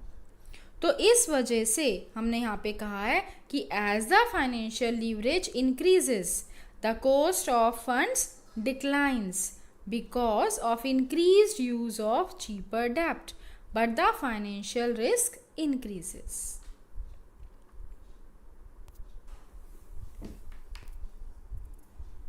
स्टूडेंट्स, इसमें एक और कंसेप्ट आता है trading on equity. Trading on equity क्या है? It refers to the increase in profit earned by the equity shareholders due to presence of fixed financial charges like interest. जब हम डेप्ट में इन्वेस्ट करते हैं, मतलब हमने ज़्यादा लोन वगैरह ले रखा होता है, तो उसमें हमारा रेट ऑफ इंटरेस्ट तो फिक्स्ड होता है. हमें केवल इतना ही प्रॉफिट का इतना ही पार्ट हमें इंटरेस्ट के रूप में पे करना है ना. बाकी सारा पैसा किसका है? इक्विटी शेयर होल्डर्स का, कि कंपनी के ऑनर्स हैं. तो जितना प्रॉफिट बचा वो सारा उनका है. तो इस वजह से उनका प्रॉफिट इंक्रीज होता है, इस वजह से उनकी वेल्थ मैक्सिमाइज होती है और वो और ज़्यादा कमा पाते हैं. तो इससे क्या लगता है, मार्केट में एक बन जाता है कि इसमें क्या है कि डिविडेंड ज़्यादा मिलता है. क्यों? क्योंकि इसमें हमारी फिक्स फाइनेंशियल चार्जेस जो इंटरेस्ट है वो ज़्यादा प्रेजेंट है. इसकी वजह से शेयर्स की वैल्यू मार्केट में इंक्रीज होती है. इसकी वजह से इक्विटी शेयर होल्डर्स ज़्यादा कमा पाते हैं. तो इसे बोलते हैं trading on equity. Trading on equity मतलब कि हमारा प्रॉफिट इंक्रीज होता है. हमारा मतलब इक्विटी शेयर होल्डर्स जो कंपनी के ऑनर्स हैं उनका. क्यों होता है? क्योंकि हमारे जो कैपिटल स्ट्रक्चर तैयार हुआ है, मतलब मिक्स बिटवीन डेप्ट एंड इक्विटी, उसमें डेप्ट जो है वो प्रेजेंट है ना. अगर आप सोचो रिस्क है तो हम डेप्ट की तरफ जाएं ना, हम सारा इक्विटी से ही कर लें, तो वो कह रहे हैं कि नहीं, अगर आप डेप्ट की तरफ नहीं जाते, आप सोचो मुझे 20 करोड़ की जरूरत है, मैं सारा 20 करोड़ इक्विटी से ही ले लूँ, तो हमारा क्या होगा? जो मार्केट में शेयर्स की वैल्यू इंक्रीज नहीं होगी. हमारे कैपिटल स्ट्रक्चर में डेप्ट की प्रेजेंस जो है वो हमारे क्या करती है? शेयर्स की वैल्यू मार्केट में इंक्रीज करती है. क्यों? क्योंकि हमारा जो डेप्ट है उसमें केवल फिक्स रेट ऑफ इंटरेस्ट जाता है ना. बाकी सारा पैसा इक्विटी शेयर होल्डर्स का है, तो इन्हें लगता है डिविडेंड अच्छा मिलेगा इस कंपनी में, है ना. तो ये सोचकर क्या होता है, मार्केट में हमारे शेयर्स की वैल्यू बढ़ जाती है ना. लोग ज़्यादा उस कंपनी से शेयर्स खरीदते हैं. क्यों? क्योंकि उसके कैपिटल स्ट्रक्चर में डेप्ट प्रेजेंट है. मतलब केवल मान लो 6% इंटरेस्ट है, केवल 6% हमारा प्रॉफिट का गया डिबेंचर होल्डर के पास. बाकी जो 94% बचा प्रॉफिट का वो तो सारा इक्विटी शेयर होल्डर्स के पास डिविडेंड के रूप में बढ़ सकता है. तो ये सोच के मार्केट में क्या होता है, शेयर्स की वैल्यू इंक्रीज होती है. और इसे ही बोलते हैं trading on equity concept. ROI means return on investment. What do you mean by return on investment? As the name indicates, जब हम कंपनी में, बिजनेस में इन्वेस्ट कर रहे हैं कैपिटल, है ना, पैसा खर्च कर रहे हैं, तो हम ये देख रहे हैं कि हमें जो रिटर्न मिल रहा है वो कितना मिल रहा है ना, कितना परसेंट, उसको हम परसेंट में भी कैलकुलेट कर सकते हैं। तो रेट जो है उसका ना, रेट ऑफ इन्वेस्टमेंट, जो रिटर्न का रेट है, rate of return on investment, कि जो हमने पैसा लगाया उस पर हमने कितना परसेंट कमाया। तो इसको हम कंपेयर करते हैं स्टूडेंट्स, ये हम क्यों कैलकुलेट करते हैं, जिससे हम कंपेयर कर सकें कि जो पैसा हम अरेंज कर रहे हैं डिफरेंट डिफरेंट सोर्सेज से, डेब्ट से, इक्विटी से, तो उसकी जो कॉस्ट आ रही है वो कितनी है। अगर कॉस्ट कम है और रिटर्न ऑन इन्वेस्टमेंट ज़्यादा है तब तो हम कहेंगे फेवरेबल है, मतलब सही चल रहा है, प्रॉफिट हो रहा है ना। बट अगर मान लीजिए आपकी कॉस्ट तो आ रही है ज़्यादा और रिटर्न ऑन इन्वेस्टमेंट हो रहा है कम, तो अनफेवरेबल कंडीशन हो गई आपके बिजनेस के लिए। इट मीन्स आपका खर्चा ज़्यादा हो रहा है, जहाँ से आप फंड्स ले रहे हैं वो महंगे ले रहे हैं, और उसको इन्वेस्ट करने के बाद जो कमा रहे हैं वो कम कमा रहे हैं। तो इसलिए इस कंसेप्ट को हम यूज़ करते हैं। इसका फॉर्मूला क्या है, EBIT upon total capital employed.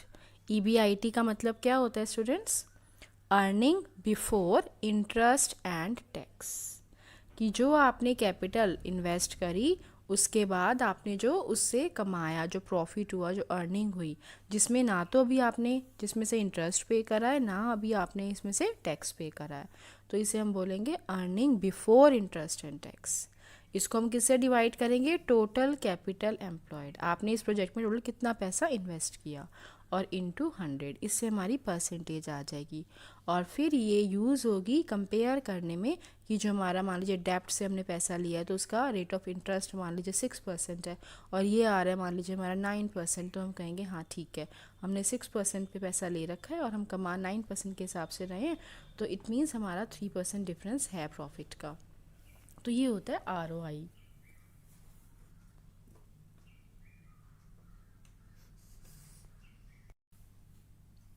Hello. Factors affecting the choice of capital structure. Now students, आपने कैपिटल स्ट्रक्चर पढ़ा, उसके जो कंसेप्ट्स होते हैं, फाइनेंशियल लीवरेज इसमें आपने पढ़ा, ट्रेडिंग ऑन इक्विटी पढ़ा, ROI रिटर्न ऑन इन्वेस्टमेंट पढ़ा। अब हम ये पढ़ेंगे कि कैपिटल स्ट्रक्चर डिसाइड करते वक्त, मतलब प्रपोर्शन डेब्ट और इक्विटी की डिसाइड करते समय हमें किन किन फैक्टर्स का ध्यान रखना चाहिए एज ए फाइनेंशियल मैनेजर। तो सबसे पहला फैक्टर है स्टूडेंट्स रिस्क। ये फैक्टर आप फाइनेंसिंग डिसीजन में पढ़ चुके हैं, काफ़ी फैक्टर्स फाइनेंसिंग डिसीजन के अगर आप लर्न कर चुके हैं तो समझिए आपको ये वाला आंसर भी काफ़ी हद तक लर्न हो चुका है, क्योंकि इसमें वही फैक्टर्स रिपीट होंगे। फर्स्ट फैक्टर रिस्क है, ये रिपीट हो रहा है, फाइनेंसिंग डिसीजन में आप पढ़ चुके हैं इसको।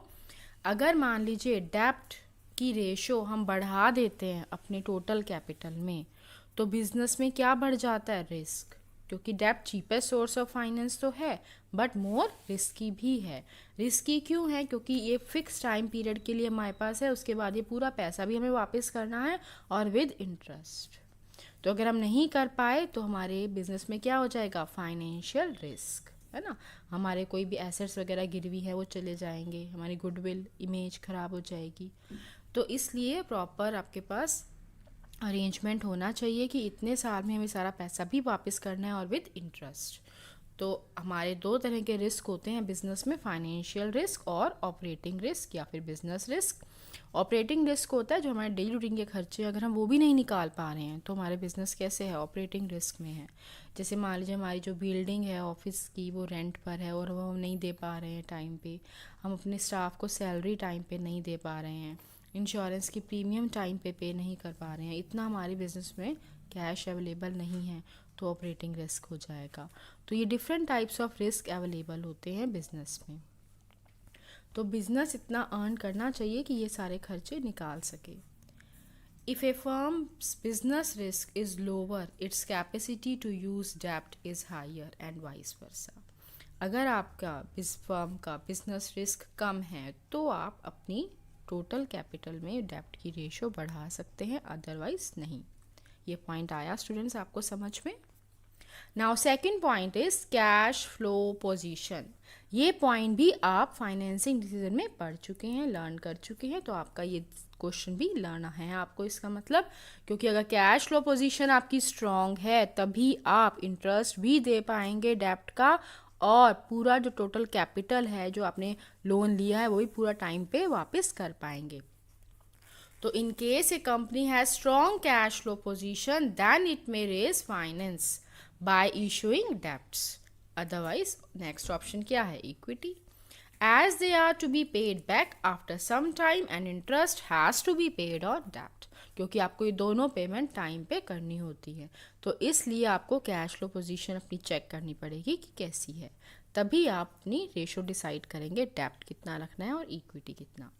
Third is flotation cost. This is again repetition, ये भी आप पढ़ चुके हैं। फ्लोटेशन कॉस्ट क्या होता है, कॉस्ट ऑफ इशूइंग सिक्योरिटीज़, मतलब शेयर्स डिबेंचर्स जब आप इशू करते हैं तो उस समय जो खर्चा आता है वो सब मिलाकर क्या बन जाता है, फ्लोटेशन कॉस्ट। जैसे आप ब्रोकर्स को कमीशन दे रहे हैं, अंडर राइटर्स की फीस दे रहे हैं, प्रॉस्पेक्टस प्रिंट करा रहे हैं, उसका खर्चा आ रहा है, तो ये सब फ्लोटेशन कॉस्ट में है। ये किस केस में होता है, डिबेंचर्स और इक्विटी शेयर्स वगैरह जब आप इशू करते हैं उस केस में ये खर्चा आता है। तो अगर आप ये खर्चा आपको लगता है आप नहीं कर पा रहे, बहुत ज़्यादा खर्चा है, तो एक ऑप्शन है आपके पास, आप फाइनेंशियल इंस्टीट्यूशंस बैंक्स वगैरह से जाके लोन ले सकते हैं। वहाँ पे फ्लोटेशन कॉस्ट आपकी निल होगी, नहीं होगी, तो वहाँ से आप नेक्स्ट ऑप्शन ऑप्ट कर सकते हैं अगर आपको लगता है फ्लोटेशन कॉस्ट के लिए खर्चा करने के लिए हमारे पास फंड्स नहीं हैं अवेलेबल। नेक्स्ट फोर्थ, कंट्रोल, इसको आप लिख सकते हैं कंट्रोल कंसिडरेशन भी, और ये आप पहले पढ़ चुके हैं स्टूडेंट्स, ये भी रिपीट हो रहा है। तो अगर आप पहले वाले पॉइंट्स लर्न कर चुके हैं तो समझिए ये क्वेश्चन आपको ऑलरेडी लर्न है, केवल आपको एक बार इसको रीडिंग लेनी है। कंट्रोल कंसिडरेशन, आपको पता है जो शेयर होल्डर्स हैं वो हमारी कंपनी के ऑनर्स हैं, उनके पास वोटिंग राइट्स हैं, वो हमारी कंपनी के मैनेजमेंट में डिसीजन वगैरह ले सकते हैं, इन्वॉल्वमेंट है उसका डिसीजन मेकिंग में। तो अब हमारे जो इक्विटी शेयर होल्डर्स हैं वो कंपनी के ऑनर्स हैं, है ना, तो उनका पूरा कंट्रोल है। तो अगर वो चाहते हैं कि हमारा कंट्रोल एज इट इज़ बना रहे तो नेचुरली वो इक्विटी की तरफ नहीं जाएंगे, वो डेब्ट की तरफ जाएंगे। बट अगर वो उनकी मर्जी है कि हाँ कंट्रोल डाइल्यूट हो जाए, मतलब बढ़ जाए और इक्विटी शेयर होल्डर्स आ जाएं, कोई दिक्कत नहीं है, तब आप इक्विटी शेयर्स इशू करेंगे। तो आप टोटल कैपिटल में कितनी प्रोपोर्शन डेब्ट और इक्विटी की रखनी है, ये पॉइंट इसको भी इफेक्ट कर रहा है। नेक्स्ट इज टैक्स रेट, ये पॉइंट भी आपने पढ़ा था स्टूडेंट्स। जो हम डेब्ट पर, लोन पर इंटरेस्ट वगैरह देते हैं, लोन वगैरह हमने ले रखा है, अगर हम इनकम टैक्स पे करते समय ये सब शो कर देते हैं अपने स्टेटमेंट में, तो हमें क्या मिल जाती है, डिडक्शन। तो जितना हम इंटरेस्ट पे करते हैं लोन का उतनी हमें टैक्स में डिडक्शन मतलब छूट मिल जाती है। तो ये हमारे लिए अच्छा पॉइंट है। तो इसमें हम क्या करते हैं, रेशो डिसाइड करते समय डेब्ट को रखते हैं अपनी टोटल कैपिटल में, जिससे हमें टैक्स में सेविंग हो सके, टैक्स में डिडक्शन मिल सके। तो इंटरेस्ट ऑन डेब्ट क्या है, टैक्स डिडक्टेबल एक्सपेंस। तो अगर हमें लगता है कि हाई टैक्स रेट है तो हम डेब्ट को प्रेफर करते हैं, जिससे हमें टैक्स में कुछ डिडक्शन मिल जाए, और अगर ऐसा नहीं है, टैक्स रेट कम है, तो हम इक्विटी को ऑप्ट कर सकते हैं। Next is cost. फ्रेंड्स ये पॉइंट भी आप पहले पढ़ चुके हैं, आपको पता है डेब्ट क्या है, चीपेस्ट सोर्स ऑफ फाइनेंस। तो अगर हम कॉस्ट में कंपेयर करें डेब्ट और इक्विटी की, तो डेब्ट की कॉस्ट कम है क्योंकि फिक्स्ड है रेट ऑफ इंटरेस्ट, पर इक्विटी में रेट ऑफ इंटरेस्ट फिक्स्ड नहीं होता, रेट ऑफ डिविडेंड फिक्स्ड नहीं होता। तो cost of raising funds from different sources are different. तो अगर अलग अलग सोर्स से आप फंड्स अरेंज कर रहे हैं तो नेचुरली उनकी कॉस्ट भी अलग अलग होगी, तो आपको यहाँ पर चीपेस्ट सोर्स लेनी होती है। नेक्स्ट फैक्टर जो इफेक्ट करेगा that is capital structure of other companies. देखिए जो हमारी इंडस्ट्री होती है, इंडस्ट्री का मतलब होता है ग्रुप ऑफ फर्म्स, मतलब जैसे मान लीजिए हमारी कॉटन टेक्सटाइल इंडस्ट्री है, तो उसमें बहुत सारी फर्म्स होंगी जो सेम नेचर का वर्क कर रही होंगी, जैसे कॉटन में, टेक्सटाइल्स में वर्क कर रही होंगी। तो अब हम क्या करते हैं, हम पूरी इंडस्ट्री में जो डिफरेंट फर्म्स हैं उनका भी कैपिटल स्ट्रक्चर एनालाइज करते हैं, स्टडी करते हैं, और देखते हैं कि हम उसको फॉलो कर सकते हैं या नहीं। तो ये भी एक फैक्टर हम कंसिडर करते हैं। Debt equity ratios of other companies in the same industry is a useful guideline for planning the capital structure. For example, if the business risk of a firm is higher, it cannot raise more debt to follow industry, because in such a situation risk will be higher. आपको अगर लगता है कि आपके पास business risk ज़्यादा है, it means आपके पास खर्चे ज़्यादा हैं, आपने बिल्डिंग भी रेंट पे ले रखी है, स्टाफ भी बहुत है, उनकी सैलरी भी बहुत देनी है, तो अगर ये सब चीज़ें खर्चे बहुत ज़्यादा हैं, आपको लगता है बिजनेस रिस्क ज़्यादा है, तो आप इंडस्ट्री को फॉलो नहीं भी करेंगे, है ना। अब आपको लगेगा कि हाँ हम डेप्ट कम ही लेंगे, इक्विटी पे ही ज़्यादा करेंगे, तो वो आपका अपना डिसीजन है, पर एक बार आप स्टडी करेंगे कि बाकी इंडस्ट्री में क्या क्या कैपिटल स्ट्रक्चर लोगों ने रखा हुआ है। 8th point is trading on equity. Students, ये पॉइंट मैंने आपको पहले भी समझाया था, ट्रेडिंग ऑन इक्विटी क्या होता है और ये कैपिटल स्ट्रक्चर को कैसे इफेक्ट करता है। ट्रेडिंग ऑन इक्विटी का मतलब होता है कि जब हम ज़्यादा प्रॉफिट अर्न कर पा रहे हैं, है ना, हम मतलब equity share holders, owners company के, वो ज़्यादा प्रॉफिट अर्न कर पा रहे हैं। क्यों? उसकी वजह क्या है? क्योंकि हमारे टोटल कैपिटल स्ट्रक्चर में डेप्ट की रेशो है अच्छी, और डेप्ट अच्छा होने से क्या है कि जो उसकी कॉस्ट है, मतलब रेट ऑफ इंटरेस्ट जो है वो फिक्स्ड है, तो इस वजह से इक्विटी शेयर होल्डर्स ज़्यादा अर्न कर पा रहे हैं, इस वजह से मार्केट में शेयर्स की वैल्यू बढ़ रही है। तो इस कंसेप्ट को क्या बोलते हैं? Trading on equity. मतलब कैपिटल स्ट्रक्चर में डेप्ट की रेशो बढ़ाकर आप अपने मार्केट में अपने शेयर्स की वैल्यू इंक्रीज कर रहे हैं, अपना प्रॉफिट इंक्रीज कर रहे हैं। क्यों? क्योंकि डेप्ट में फिक्स्ड रेट ऑफ इंटरेस्ट होता है, बस हमें उतना पे करना है ना। तो इसे बोलते हैं trading on equity. Trading on equity happens when the rate of earning of an organization is higher than the cost at which funds have been borrowed, and as a result, equity shareholders get higher rate of dividend per share. The use of more debt along with the equity increases EPS. EPS मतलब earning per share, as the debt carries fixed amount of interest which is tax deductible.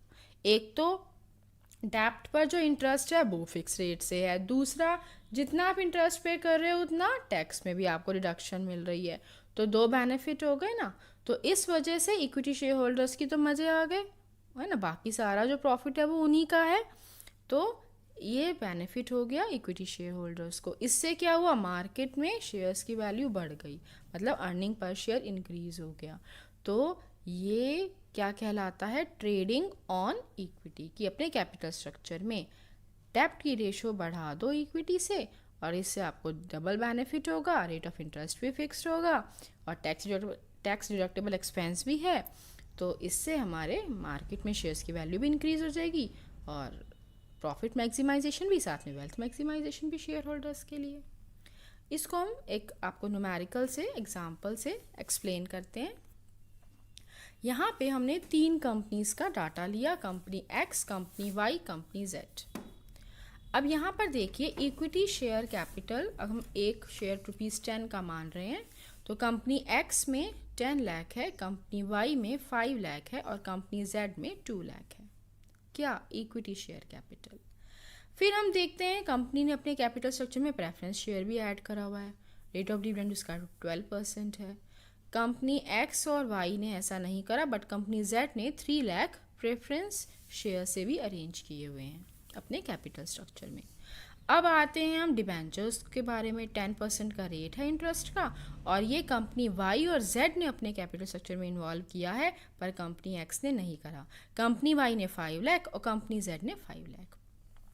अब अगर हम total capital देखें तो तीनों की same है, company x ने भी 10 लाख रुपए लगाए हैं, कंपनी वाई ने भी 10 लाख लगाए हैं और कंपनी जेड ने भी 10 लाख लगाए हैं।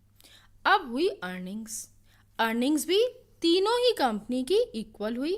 Earning before interest and tax तीनों के पास कितनी हुई?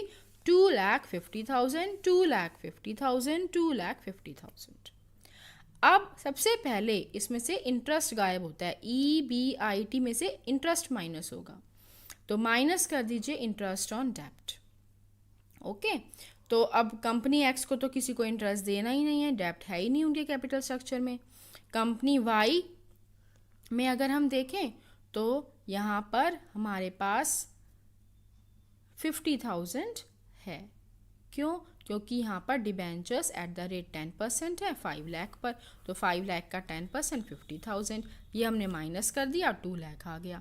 तो अब जो प्रॉफिट आफ्टर टैक्स आया, जिसे हम EBT कहते हैं, है ना, तो हमारा available for equity and preference share holders वो कंपनी एक्स के पास है 2,50,000, कंपनी वाई के पास है 2 लाख, और कंपनी जेड ने भी क्या किया था, डिबेंचर ले रखे थे 5 लाख के, और 10% इंटरेस्ट भी पे करना था, तो 50,000 इनका भी इंटरेस्ट पे हो गया, तो इनके पास भी 2 लाख आ गया। अब EBIT में से आई तो माइनस हो गया, बचा EBT मतलब अर्निंग बिफोर टैक्स। अब क्या हटेगा, टी हटेगा, है ना, टैक्स। अब टैक्स का रेट सबके लिए कॉमन है 40%। अब जो आपका वैल्यू आई है उसका 40% निकाल लीजिए, 1,80,000 80,000 आ रहा है, ठीक है। तो हमने ये माइनस कर दिया। अब हमारा आ गया EAT अर्निंग आफ्टर टैक्स। अब हमारा इंटरेस्ट भी चला गया, टैक्स भी चला गया। अब जो हमारे पास प्रॉफिट आया वो कितना आया, 1,50,000 एक्स के पास, कंपनी वाई के पास 1,20,000, कंपनी जेड के पास 1,20,000। अब प्रेफरेंस डिविडेंड देने की बारी आई। बताइए आपको, प्रेफरेंस शेयर होल्डर को पहले डिविडेंड दिया जाता है बट आफ्टर डेप्ट दिया जाता है, तो हम प्रेफरेंस शेयर होल्डर्स को डिविडेंड बांटने लगे। कंपनी एक्स कह रहे हैं मेरे पास तो कोई है ही नहीं preference shareholder, company Y कह रही है मेरे पास भी नहीं है, कंपनी जेड कह रही है मैंने तो डील रखे हैं 3 लाख, तो उसका 12% लो, चलो भाई 36,000 इन्हें डिविडेंड पे करो, कर दिया। अब जब आया प्रॉफिट किसके पास, इक्विटी शेयर होल्डर के पास, कितना बचा, कंपनी एक्स के पास बचे 1,50,000, कंपनी वाई के पास 1,20,000 और कंपनी जेड के पास ओनली 84,000। अब जो इक्विटी शेयर होल्डर्स थे उन्होंने कहा हमारे पास नंबर ऑफ शेयर्स कितने हैं 20,000, तो इनको डिवाइड कर दो, मतलब जो हमारा अर्निंग आई है उसको हम डिवाइड कर देंगे किससे, नंबर ऑफ शेयर से, तो क्या निकल जाएगा EPS मतलब earning after interest and tax divide by number of shares, तो क्या आ जाएगा EPS, ये EPS का फॉर्मूला है। तो 1,50,000 को 20,000 से डिवाइड करा, है ना। इसी तरह से जो हमारा नंबर ऑफ इक्विटी शेयर्स है ना, अब 10 लाख जो थे हमारे उसमें 10 ईच का था तो 1 लाख बैठे और उसको 20,000 से डिवाइड करा 1.5। ऐसे ही हमारे कंपनी वाई के पास 5 लाख थे 10 ईच का, तो 50,000 बैठा, उसे डिवाइड करा 20,000 से 2.40। 2 लाख जो हमारा था इक्विटी शेयर कैपिटल ₹10 ईच का था, तो 10 से डिवाइड करके 20,000 आया, उसको हमने डिवाइड किया नंबर ऑफ शेयर से, तो हमारा आ गया 4.20, है ना। तो 1,50,000 divide by 1 lakh 1.50, 1,20,000 divide by 50,000 2.40, 84,000 divide by 20,000 4.20। तो अब बताइए अर्निंग पर शेयर किसकी ज़्यादा है, कंपनी जेड की। इसका मतलब टोटल कैपिटल स्ट्रक्चर में अगर आपके डेप्ट की रेशो अच्छी है, जो आपका फिक्स नेचर के पेमेंट है डिविडेंड या इंटरेस्ट वो ज़्यादा है, तो मार्केट में क्या होगा, शेयर्स की वैल्यू इंक्रीज़ हो जाएगी, अर्निंग पर शेयर आपका इंक्रीज़ हो जाएगा। और कंपनी एक्स ने कुछ भी फिक्स रेट का नहीं लिया हुआ जो हमें पे करना है ना, तो हमारे पास अर्निंग पर शेयर उसकी डाउन हो रही है। तो ये आप इस एग्जांपल से समझ गए होंगे, trading on equity. Thus, the EPS of company Y and Z is higher than company X because of application of trading on equity। कि कैपिटल स्ट्रक्चर में आप सोचो हम डेप्ट रखें ही ना, प्रेफरेंस डिविडेंड रखें ही ना, खाली इक्विटी से ही करें, तो आपकी मार्केट में शेयर की वैल्यू डाउन हो जाएगी, अर्निंग पर शेयर आपका कम हो जाएगा। Now next factor is return on investment, ROI। If return on investment is higher than the rate of interest on debt, then it will be beneficial for a firm to raise finance through borrowed funds। अगर आपका return ज़्यादा है investment पे, किससे, in comparison to rate of interest on डेप्ट, तो आप borrowed funds की तरफ जा सकते हैं, अदरवाइज नहीं। Next, interest coverage ratio, ICR। It refers to the number of times earning before interest and tax of a company, EBIT covers the interest obligation। High interest coverage ratio indicates that company can have more of borrowed funds। What is the formula of calculating ICR? EBIT upon interest। Students, अभी हमने पढ़ा था पीछे example में EBIT मतलब earning before interest and tax, उसको आप divide कर दीजिए इंटरेस्ट से। उससे क्या होगा, आपका जो निकल के आएगा उसमें आप देखेंगे कि कितने नंबर ऑफ टाइम्स आपकी EBIT है इन कंपैरिजन टू इंटरेस्ट। तो अगर हाई इंटरेस्ट कवरेज रेशो आ रही है तो ये क्या इंडिकेट कर रही है कि कंपनी और बोरोड फंड्स इशू कर सकती है, ले सकती है अपने कैपिटल स्ट्रक्चर में। Next is stock market conditions. ये पॉइंट भी स्टूडेंट्स आप पहले पढ़ चुके हैं फैक्टर्स में। During the period when stock market is rising, that is a bullish phase. Students, जब स्टॉक मार्केट में सिक्योरिटीज़ के रेट जो है वो बढ़ते हैं तो हम उस स्टेज को क्या बोलते हैं, बुलिश फेज। तो ज़्यादा से ज़्यादा लोग इन्वेस्ट करते हैं इक्विटी शेयर्स में और हमारे इक्विटी शेयर्स इजीली सोल्ड हो जाते हैं, भले ही ज़्यादा प्राइस पे हो तभी सोल्ड हो जाते हैं। तो उस समय हमें शेयर्स इशू करने चाहिए। और अगर मान लीजिए इसका ऑपोजिट स्टेज चल रही है, ऑपोजिट पीरियड चल रहा है जिसमें हर चीज़ के सिक्योरिटी के रेट्स डाउन हो रहे हैं, उसे हम बोलते हैं बियरिश फेज।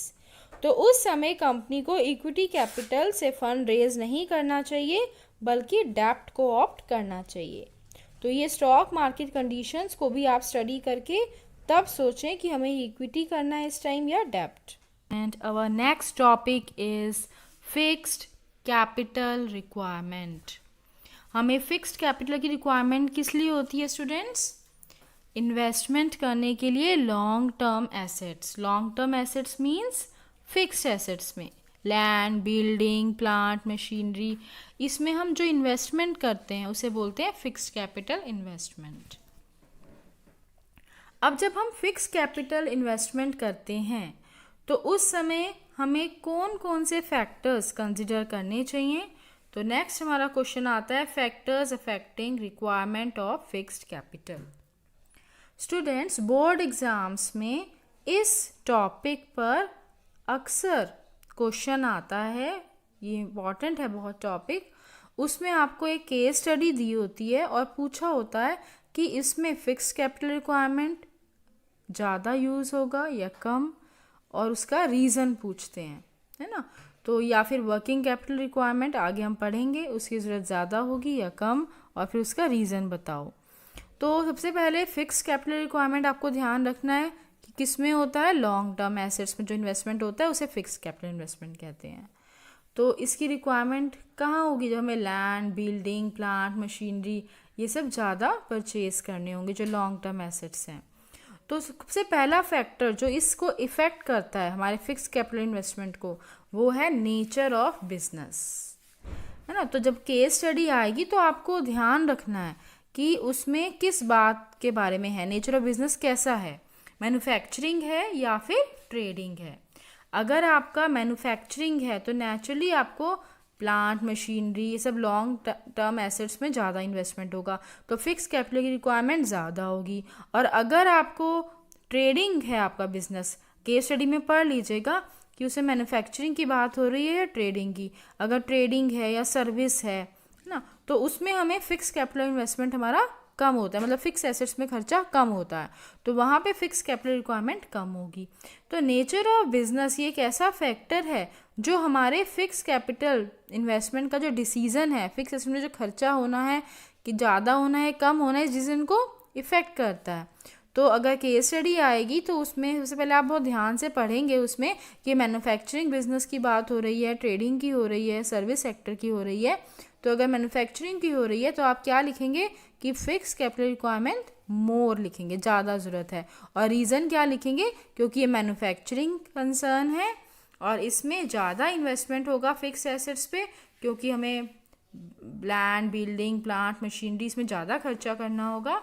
और अगर ट्रेडिंग या सर्विस सेक्टर है तो हमारा फिक्स कैपिटल रिक्वायरमेंट लेस होगी। इसका रीज़न क्या लिखेंगे? क्योंकि यहाँ पर हमें प्लांट, मशीनरी परचेज करने की रिक्वायरमेंट बार बार नहीं पड़ेगी। तो ये पॉइंट आपको आ गया समझ में। दूसरा फैक्टर है स्केल ऑफ ऑपरेशंस। स्टूडेंट्स, यहाँ पर स्केल का मतलब क्या है? लार्ज स्केल या स्मॉल स्केल। आपका जो ऑपरेशंस मतलब जो बिजनेस में एक्टिविटीज़ हो रही हैं, आपका जो बिजनेस है वो लार्ज स्केल पर है या स्मॉल स्केल पर। तो नेचुरल है, अगर आपका बिजनेस लार्ज स्केल पर है तो आपको फिक्स कैपिटल की रिक्वायरमेंट भी ज़्यादा होगी, और अगर आपका बिजनेस स्मॉल स्केल पर है, मतलब आपने कम इन्वेस्टमेंट कर रखा है अपने बिजनेस में, तो आपका स्मॉल स्केल का बिजनेस है तो आपको फिक्स कैपिटल की रिक्वायरमेंट भी कम होगी, है ना। इसमें एग्जांपल आप ले सकते हैं कि जैसे लार्ज स्केल स्टील एंटरप्राइज है टिस्को, है ना।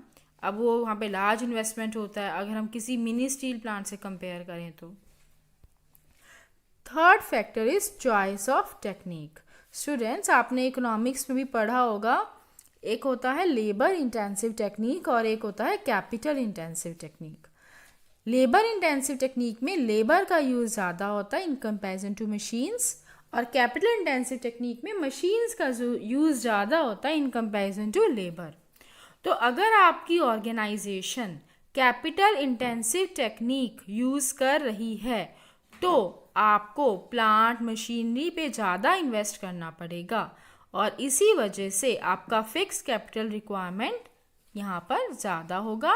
और अगर आप कंपेयर करें लेबर इंटेंसिव टेक्निक से, अगर कोई organisation labour intensive technique use करती है तो वहाँ पर फिक्स कैपिटल की रिक्वायरमेंट कम हो जाएगी। Next factor is technology upgradation. Technology upgradation का क्या मतलब होता है स्टूडेंट्स? अगर मान लीजिए टेक्नोलॉजी अपग्रेडेशन मीन्स कि अगर मान लीजिए आपकी ऑर्गेनाइजेशन में इस तरह की टेक्नोलॉजी यूज़ होती है जो जल्दी जल्दी आपको अपडेट करनी पड़ती है। जैसे आजकल देखते हैं कि जो MNCs हैं सब एम्प्लॉयज़ उसमें लैपटॉप पे वर्क करते हैं, तो लैपटॉप में उन्हें जल्दी जल्दी चेंज करना होता है, अपडेट टेक्नोलॉजी चाहिए होती है, न्यू सॉफ्टवेयर चाहिए होते हैं। तो इस तरह की ऑर्गेनाइजेशंस में ज़्यादा खर्चा होता है एसेट्स पर, क्योंकि उनके एसेट्स जल्दी ऑब्सोलीट हो जाते हैं, डेप्रिशिएट हो जाते हैं, तो वहाँ पर जल्दी जल्दी एसेट्स में चेंजेस करने पड़ते हैं टेक्नोलॉजी अपडेट करने के लिए, जिसकी वजह से ज़्यादा फिक्स कैपिटल रिक्वायरमेंट होती है अगर हम दूसरी ऑर्गेनाइजेशन से देखें जहाँ पर टेक्नोलॉजी अपग्रेडेशन से ज़्यादा फर्क नहीं पड़ता। Students, next factor affecting fixed capital requirement is growth prospects. Student, ये फैक्टर आपने पहले भी पढ़ा हुआ है। ग्रोथ प्रॉस्पेक्ट्स का मतलब होता है ग्रोथ के आगे चांसेस, अपॉर्चुनिटीज़। तो अगर आपको लगता है आपकी कंपनी के अभी नई नई है, आगे बहुत ग्रोथ के चांसेस हैं, तो आपको फिक्स कैपिटल की रिक्वायरमेंट भी ज़्यादा पड़ने वाली है। नए प्रोजेक्ट्स में इन्वेस्टमेंट करना पड़ेगा, नई ब्रांचेस खोलनी पड़ सकती हैं। तो अगर आपके एक्सपेंड हो चुका है आपका बिजनेस पूरी फुल कैपेसिटी तक, जितना आगे बढ़ सकता था ग्रोथ ले चुका है, तो आपको फिक्स कैपिटल की रिक्वायरमेंट कम होगी क्योंकि प्लांट मशीनरी रिक्वायर्ड नहीं होंगे। नेक्स्ट आता है डाइवर्सिफिकेशन। स्टूडेंट्स, यहाँ डाइवर्सिफिकेशन का मतलब होता है वैरायटी। जैसे मान लीजिए अभी आप एक प्रोडक्ट में डील कर रहे हैं, आगे आप चाहते हैं वैरायटी बढ़ाएं अपने यहाँ, तो आपको फिक्स कैपिटल की रिक्वायरमेंट भी ज़्यादा होगी, और अगर आप ऐसा नहीं करना चाहते तो कम। Next, financing alternatives. Now fix capital की रिक्वायरमेंट अभी आपको समझाया था कि फिक्स्ड एसेट्स में होती है, लॉन्ग टर्म एसेट्स में होती है, जैसे प्लांट मशीनरी में। तो यहाँ पर फाइनेंसिंग ऑल्टरनेटिव्स का मतलब क्या है कि कई बार हम क्या करते हैं, कोई चीज़ रेंट पे ले लेते हैं, जैसे हम कहते हैं लीज पर लिया है। ठीक है, लीज पर लेना क्या होता है, जैसे मान लीजिए हमने कोई चीज़ लीज पर ली और उसको यूज़ करा और उसका रेंट हम देते रहे, और ओनर कौन है जिससे हमने लीज पर ली है? ओनर कौन है जिससे हमने वो एसेट लीज पर लिया है। तो कई कंपनीज ऐसे करती हैं, अपने जो एसेट्स होते हैं जिसमें बहुत ज़्यादा कैपिटल इन्वेस्टमेंट चाहिए होता है, तो इतना ज़्यादा कैपिटल इन्वेस्टमेंट वो ना करके वो क्या करती हैं, लीज पर ले लेती हैं उन एसेट्स को, उसका रेंट वो पर मंथ पर ईयर पे करते रहते हैं, और ओनरशिप उसी की रहेगी, आप केवल उस एसेट को यूज़ करेंगे और उस यूज़ करने का रेंट पे करेंगे। सो फिक्स कैपिटल रिक्वायरमेंट वहाँ पे कम हो जाएगी। बट अगर फर्म्स के पास इस तरह का कोई ऑप्शन नहीं है, वो ऐसा नहीं करना चाहते, तो उन्हें एसेट्स परचेज ही करना पड़ेगा, तो फिक्स कैपिटल की रिक्वायरमेंट ज़्यादा हो जाएगी। तो ऑल्टरनेटिव्स हैं फाइनेंसिंग के, तो आपके पास फिक्स कैपिटल रिक्वायरमेंट कम हो सकती है। Next is collaboration. कोलैबोरेशन का मतलब क्या होता है स्टूडेंट्स, जैसे हम किसी के साथ कोलैबोरेशन कर लेते हैं, मतलब जैसे पार्टनरशिप कर लेते हैं कि ये जगह जो है इसे तुम भी यूज़ करो, इसे हम भी यूज़ करेंगे, है ना। मतलब जैसे डबल शिफ्ट में हमने कर लिया, एक शिफ्ट में वो यूज़ कर रहे हैं, एक शिफ्ट में हम यूज़ कर रहे हैं, तो ऐसे मिलके खर्चा कम आएगा।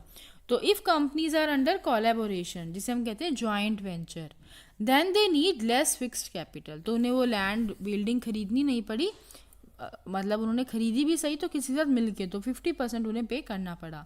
तो अगर इससे आप शेयरिंग कर लेते हैं प्लांट मशीनरी की, लैंड बिल्डिंग की, तो कोलैबोरेशन कर लेते हैं, तो यहाँ पर भी फिक्स कैपिटल रिक्वायरमेंट कम हो जाती है। और अगर ऐसा ऑप्शन नहीं है आपके पास तो फिक्स कैपिटल रिक्वायरमेंट ज़्यादा होगी। तो these are the different factors which affect fixed capital requirement. Now last topic of the chapter, working capital. Working capital means investment in current assets. Last time we have studied fixed capital, now we are studying working capital. Fixed capital means investment in fixed assets. Working capital means investment in current assets. अगर हम inventory में stock वगैरह, है ना, जो भी हम खरीद रहे हैं उसमें पैसा खर्च कर रहे हैं, जो हमारे डेली रूटीन के खर्चे होते हैं वो सब इसमें आते हैं, हमारे वर्किंग कैपिटल, डेली रूटीन के खर्चे जो हम पूरे करते हैं, तो उसमें जो हमारा कैपिटल इन्वेस्टमेंट होता है वो वर्किंग कैपिटल कहलाता है। और जो हमारे फिक्स कैपिटल होते हैं, फिक्स एसेट्स में खर्चा होता है प्लांट मशीनरी में। कौन कौन से फैक्टर्स हैं जो वर्किंग कैपिटल रिक्वायरमेंट को इफ़ेक्ट करते हैं, मतलब किस केस में वर्किंग कैपिटल रिक्वायरमेंट ज़्यादा होती है, किस केस में कम होती है। तो पहला फैक्टर है nature of business. Nature of business, business का नेचर, ट्रेडिंग है, मैन्युफैक्चरिंग है या सर्विस है। ट्रेडिंग का मतलब जैसे होलसेल ट्रेड, रिटेल ट्रेड, एक से गुड्स लेने दूसरों को सेल करने। अगर इस तरह का ट्रेडिंग बिजनेस है तो वर्किंग कैपिटल की रिक्वायरमेंट भी कम होगी। क्यों? क्योंकि इसमें हमें कोई रॉ मटेरियल परचेज नहीं करने, कोई स्टॉक मेंटेन नहीं करना, कोई प्रोसेसिंग नहीं है कि रॉ मटेरियल से फिनिश्ड गुड्स में कन्वर्ट होगा, तो ऐसा कुछ भी नहीं है। बट अगर हम मैन्युफैक्चरिंग में देखें तो हमें रॉ मटेरियल से फिनिश्ड गुड्स में कन्वर्ट करने होते हैं, तो यहाँ पर वर्किंग कैपिटल की रिक्वायरमेंट ज़्यादा होती है। अगर हम सर्विस इंडस्ट्रीज़ में देखें, सर्विस इंडस्ट्रीज़ मतलब transport, banking, advertising, warehousing, courier services, इस तरह की सर्विस को हम सर्विस इंडस्ट्री बोलेंगे, और यहाँ पर वर्किंग कैपिटल की रिक्वायरमेंट कम होती है।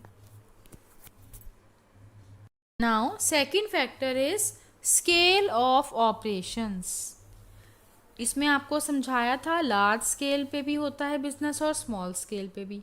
अगर आपका बिजनेस लार्ज स्केल पर है तो वर्किंग कैपिटल की रिक्वायरमेंट भी आपको ज़्यादा होगी। अगर आपका बिजनेस स्मॉल स्केल पर है, आप कम क्वांटिटी में सब चीज़ें ले रहे हैं, खरीद रहे हैं, तो आपको कम कैश की भी ज़रूरत है, तो वर्किंग कैपिटल की रिक्वायरमेंट भी कम होगी। Third is business cycle. Business cycle में डिफरेंट फेजेस होती हैं। बिजनेस साइकिल की फेजेस मतलब होता है स्टेजेस। हर एक बिजनेस एक साइकिल से होके गुजरता है, उसमें हर एक बिजनेस में अप्स एंड डाउन्स होते हैं। अगर मान लीजिए बिजनेस में सब अच्छा चल रहा है ना, आप बहुत अच्छा प्रॉफिट अर्न कर रहे हैं, आपके प्रोडक्ट्स की मार्केट में डिमांड बहुत अच्छी चल रही है, तो हम कहेंगे कि आपके बिजनेस की साइकिल में कौन सा स्टेज चल रहा है, बूम पीरियड। और अगर मार्केट डाउन चल रही है, जिस प्रोडक्ट में आप डील कर रहे हैं उसकी मार्केट में ज़्यादा डिमांड नहीं है, तो हम कहेंगे क्या चल रहा है, डिप्रेशन पीरियड आपकी बिजनेस का। तो बिजनेस साइकिल में डिफरेंट स्टेजेस होती हैं, बूम फेज, डिप्रेशन फेज। अगर बूम फेज चल रहा है तो आपको वर्किंग कैपिटल की रिक्वायरमेंट ज़्यादा होगी, क्योंकि आपके प्रोडक्ट की मार्केट में डिमांड ज़्यादा है, प्रोडक्शन ज़्यादा कर रहे हैं। और अगर मान लीजिए डिप्रेशन फेज चल रहा है तो आपकी सेल कम है, तो आप प्रोडक्शन भी कम कर रहे हैं, तो आपकी वर्किंग कैपिटल की रिक्वायरमेंट भी कम हो जाएगी। Fourth factor is seasonal factors. Season, जैसे हम कहते हैं ना, अब दिवाली है, हमारा सीज़न है, या हमारा वुलन्स का काम है तो विंटर में हमारा सीज़न है। तो अगर आपका पीक सीज़न चल रहा है तो नेचुरली आपको अच्छा स्टॉक मेंटेन करना होता है फुल, तो आपको कैश चाहिए, तो आपको वर्किंग कैपिटल की रिक्वायरमेंट भी ज़्यादा होगी। और अगर आपका पीक सीज़न नहीं है, इट मीन्स लीन सीज़न है, तो उसमें आपको ज़्यादा ज़रूरत नहीं है स्टॉक की, ज़्यादा कैश ज़रूरत नहीं है, तो आपकी वर्किंग कैपिटल की रिक्वायरमेंट भी कम हो जाएगी। Next is production cycle. Production cycle क्या होती है स्टूडेंट्स? जब एक प्रोडक्ट को हम बनाते हैं तो वो कितने स्टेजेस में जाके कंप्लीट होती है, उसे हम प्रोडक्शन साइकिल कहते हैं। अब कुछ प्रोडक्ट्स की प्रोडक्शन साइकिल छोटी होती है, कुछ की बड़ी। अगर हम देखें ऑटोमोबाइल्स के केस में, कार्स हैं, एक्टिवाज हैं, बाइक्स हैं, तो वहाँ पर प्रोडक्शन साइकिल काफ़ी लॉन्ग है ना। हम पार्ट्स पहले ऑर्डर पे देते हैं, वहाँ से बनकर आते हैं, फिर उन्हें हम एक जगह असेंबल करते हैं, फिर पूरी टेस्टिंग करते हैं, फिर जाके वो शोरूम में जाएगी, बिकेगी और फिर हमें पैसे मिलेंगे। तो प्रोडक्शन साइकिल काफ़ी लॉन्ग है। हम शॉर्ट प्रोडक्शन साइकिल का एग्जांपल लें, ब्रेड्स हैं, बिस्किट्स हैं, है ना, केक्स हैं, पेस्ट्रीज़ हैं। अगर इनकी प्रोडक्शन साइकिल देखें तो बहुत ही शॉर्ट होती है, जल्दी प्रोडक्ट बनके तैयार हो जाता है, फटाफट मार्केट में जाता है, सेल हो जाता है, पैसे आ जाते हैं। तो जहाँ भी प्रोडक्शन साइकिल लॉन्ग है वहाँ पे वर्किंग कैपिटल की रिक्वायरमेंट भी ज़्यादा है, क्योंकि पैसा घूम के वापस आने में टाइम लग रहा है। और अगर मान लीजिए आपकी प्रोडक्शन साइकिल शॉर्ट है, आपका पैसा फटाफट घूम के फिर और वापस आ गया सेल होके प्रोडक्ट, तो आपकी प्रोडक्शन साइकिल शॉर्ट है, तो वर्किंग कैपिटल रिक्वायरमेंट भी कम है। Next factor is credit allowed. Now sixth factor is credit allowed. अगर आप अपने कस्टमर्स को उधार देते हैं सामान, क्रेडिट देते हैं, और वो भी कितने टाइम का देते हैं, इस पर भी डिपेंड करता है कि वर्किंग कैपिटल की रिक्वायरमेंट आपको ज़्यादा होगी या कम। अगर आप ज़्यादा उधार बांटते हैं, ज़्यादा टाइम पीरियड के लिए बांटते हैं, तो नेचुरली आपको अपने बिजनेस को चलाने के लिए भी, डेली या खर्चों के लिए भी कैश चाहिए, तो आपको वर्किंग कैपिटल रिक्वायरमेंट बढ़ जाएगी, है ना। और अगर आप ज़्यादा टाइम के लिए क्रेडिट अलाउड नहीं करते, या आपकी सारी कैश सेल ही होती है, तो आपको वर्किंग कैपिटल की रिक्वायरमेंट भी कम होगी। तो अगर मान लीजिए कंपटीशन है मार्केट में, इस वजह से भी आपको क्रेडिट देना पड़ रहा है, तो भी आपको वर्किंग कैपिटल रिक्वायरमेंट ज़्यादा हो जाएगी। इसी से रिलेटेड एक और फैक्टर है student, seventh factor, credit availed. अगर हम कस्टमर्स को क्रेडिट दे रहे हैं, तो जिससे हम सामान खरीद रहे हैं, रॉ मटेरियल खरीद रहे हैं या गुड्स खरीद रहे हैं पीछे से, तो हमारे जो सप्लायर हैं वो भी तो हमें क्रेडिट देंगे, तो उसे बोलेंगे क्रेडिट अवेल्ड। तो अगर हमें क्रेडिट मिल जाता है अच्छा अपने सप्लायर्स से, तो फिर क्या होगा, हम वर्किंग कैपिटल की रिक्वायरमेंट को कम कर सकते हैं, है ना। भाई जब हमारी पेमेंट आएगी तो हम उनकी पेमेंट कर देंगे। बट अगर नहीं मिलता हमें अपने सप्लायर से उतना क्रेडिट जितना हम दे रहे हैं, जितने टाइम पीरियड के लिए हम दे रहे हैं, तो फिर हमें वर्किंग कैपिटल की रिक्वायरमेंट ज़्यादा हो जाएगी। Next factor is availability of raw materials. Raw materials हमें चाहिए होते हैं मैन्युफैक्चरिंग में, है ना, फिर हमें उसे फिनिश गुड में कन्वर्ट भी करना होता है। अगर हमारा रॉ मटेरियल वही है जहाँ हमारी फैक्ट्री है, आसपास इजीली मिल जाता है और कॉन्टीन्यूसली मिल जाता है, ऐसा नहीं कि हमें आज चाहिए तो हमें एक हफ्ते बाद मिलेगा, ऐसा नहीं है, कॉन्टीन्यूसली मिलता रहता है, ईजिली मिलता रहता है, तो हमें क्या होगी, वर्किंग कैपिटल की रिक्वायरमेंट भी कम होगी। बट अगर हमारा रॉ मटेरियल जहाँ से हम मंगवा रहे हैं काफ़ी दूर है ना, मान लो दूसरी सिटी में है और सिटी काफ़ी दूर है, और फिर हमें ऑर्डर पहले देना पड़ता है तब वो बना के देते हैं, ये सब अगर प्रॉब्लम्स हैं, रॉ मटेरियल ईजीली और कॉन्टीन्यूसली अवेलेबल नहीं है, तो वर्किंग कैपिटल की रिक्वायरमेंट भी ज़्यादा हो जाएगी, क्योंकि हमें काफ़ी टाइम पहले ऑर्डर देना पड़ेगा, कुछ एडवांस देना पड़ेगा, फिर वो आएगा, फिर हम उसे बनाएंगे, फिर बेचेंगे, फिर पैसा आएगा, तो तब तक हमारा कैश ब्लॉक है बीच में, तो इसलिए वर्किंग कैपिटल की रिक्वायरमेंट ज़्यादा हो जाती है। Ninth is growth prospects. Student ये पॉइंट आप पहले भी पढ़ चुके हैं। ग्रोथ प्रॉस्पेक्ट्स का मतलब होता है ग्रोथ के आगे चांसेस, अपॉर्चुनिटीज़।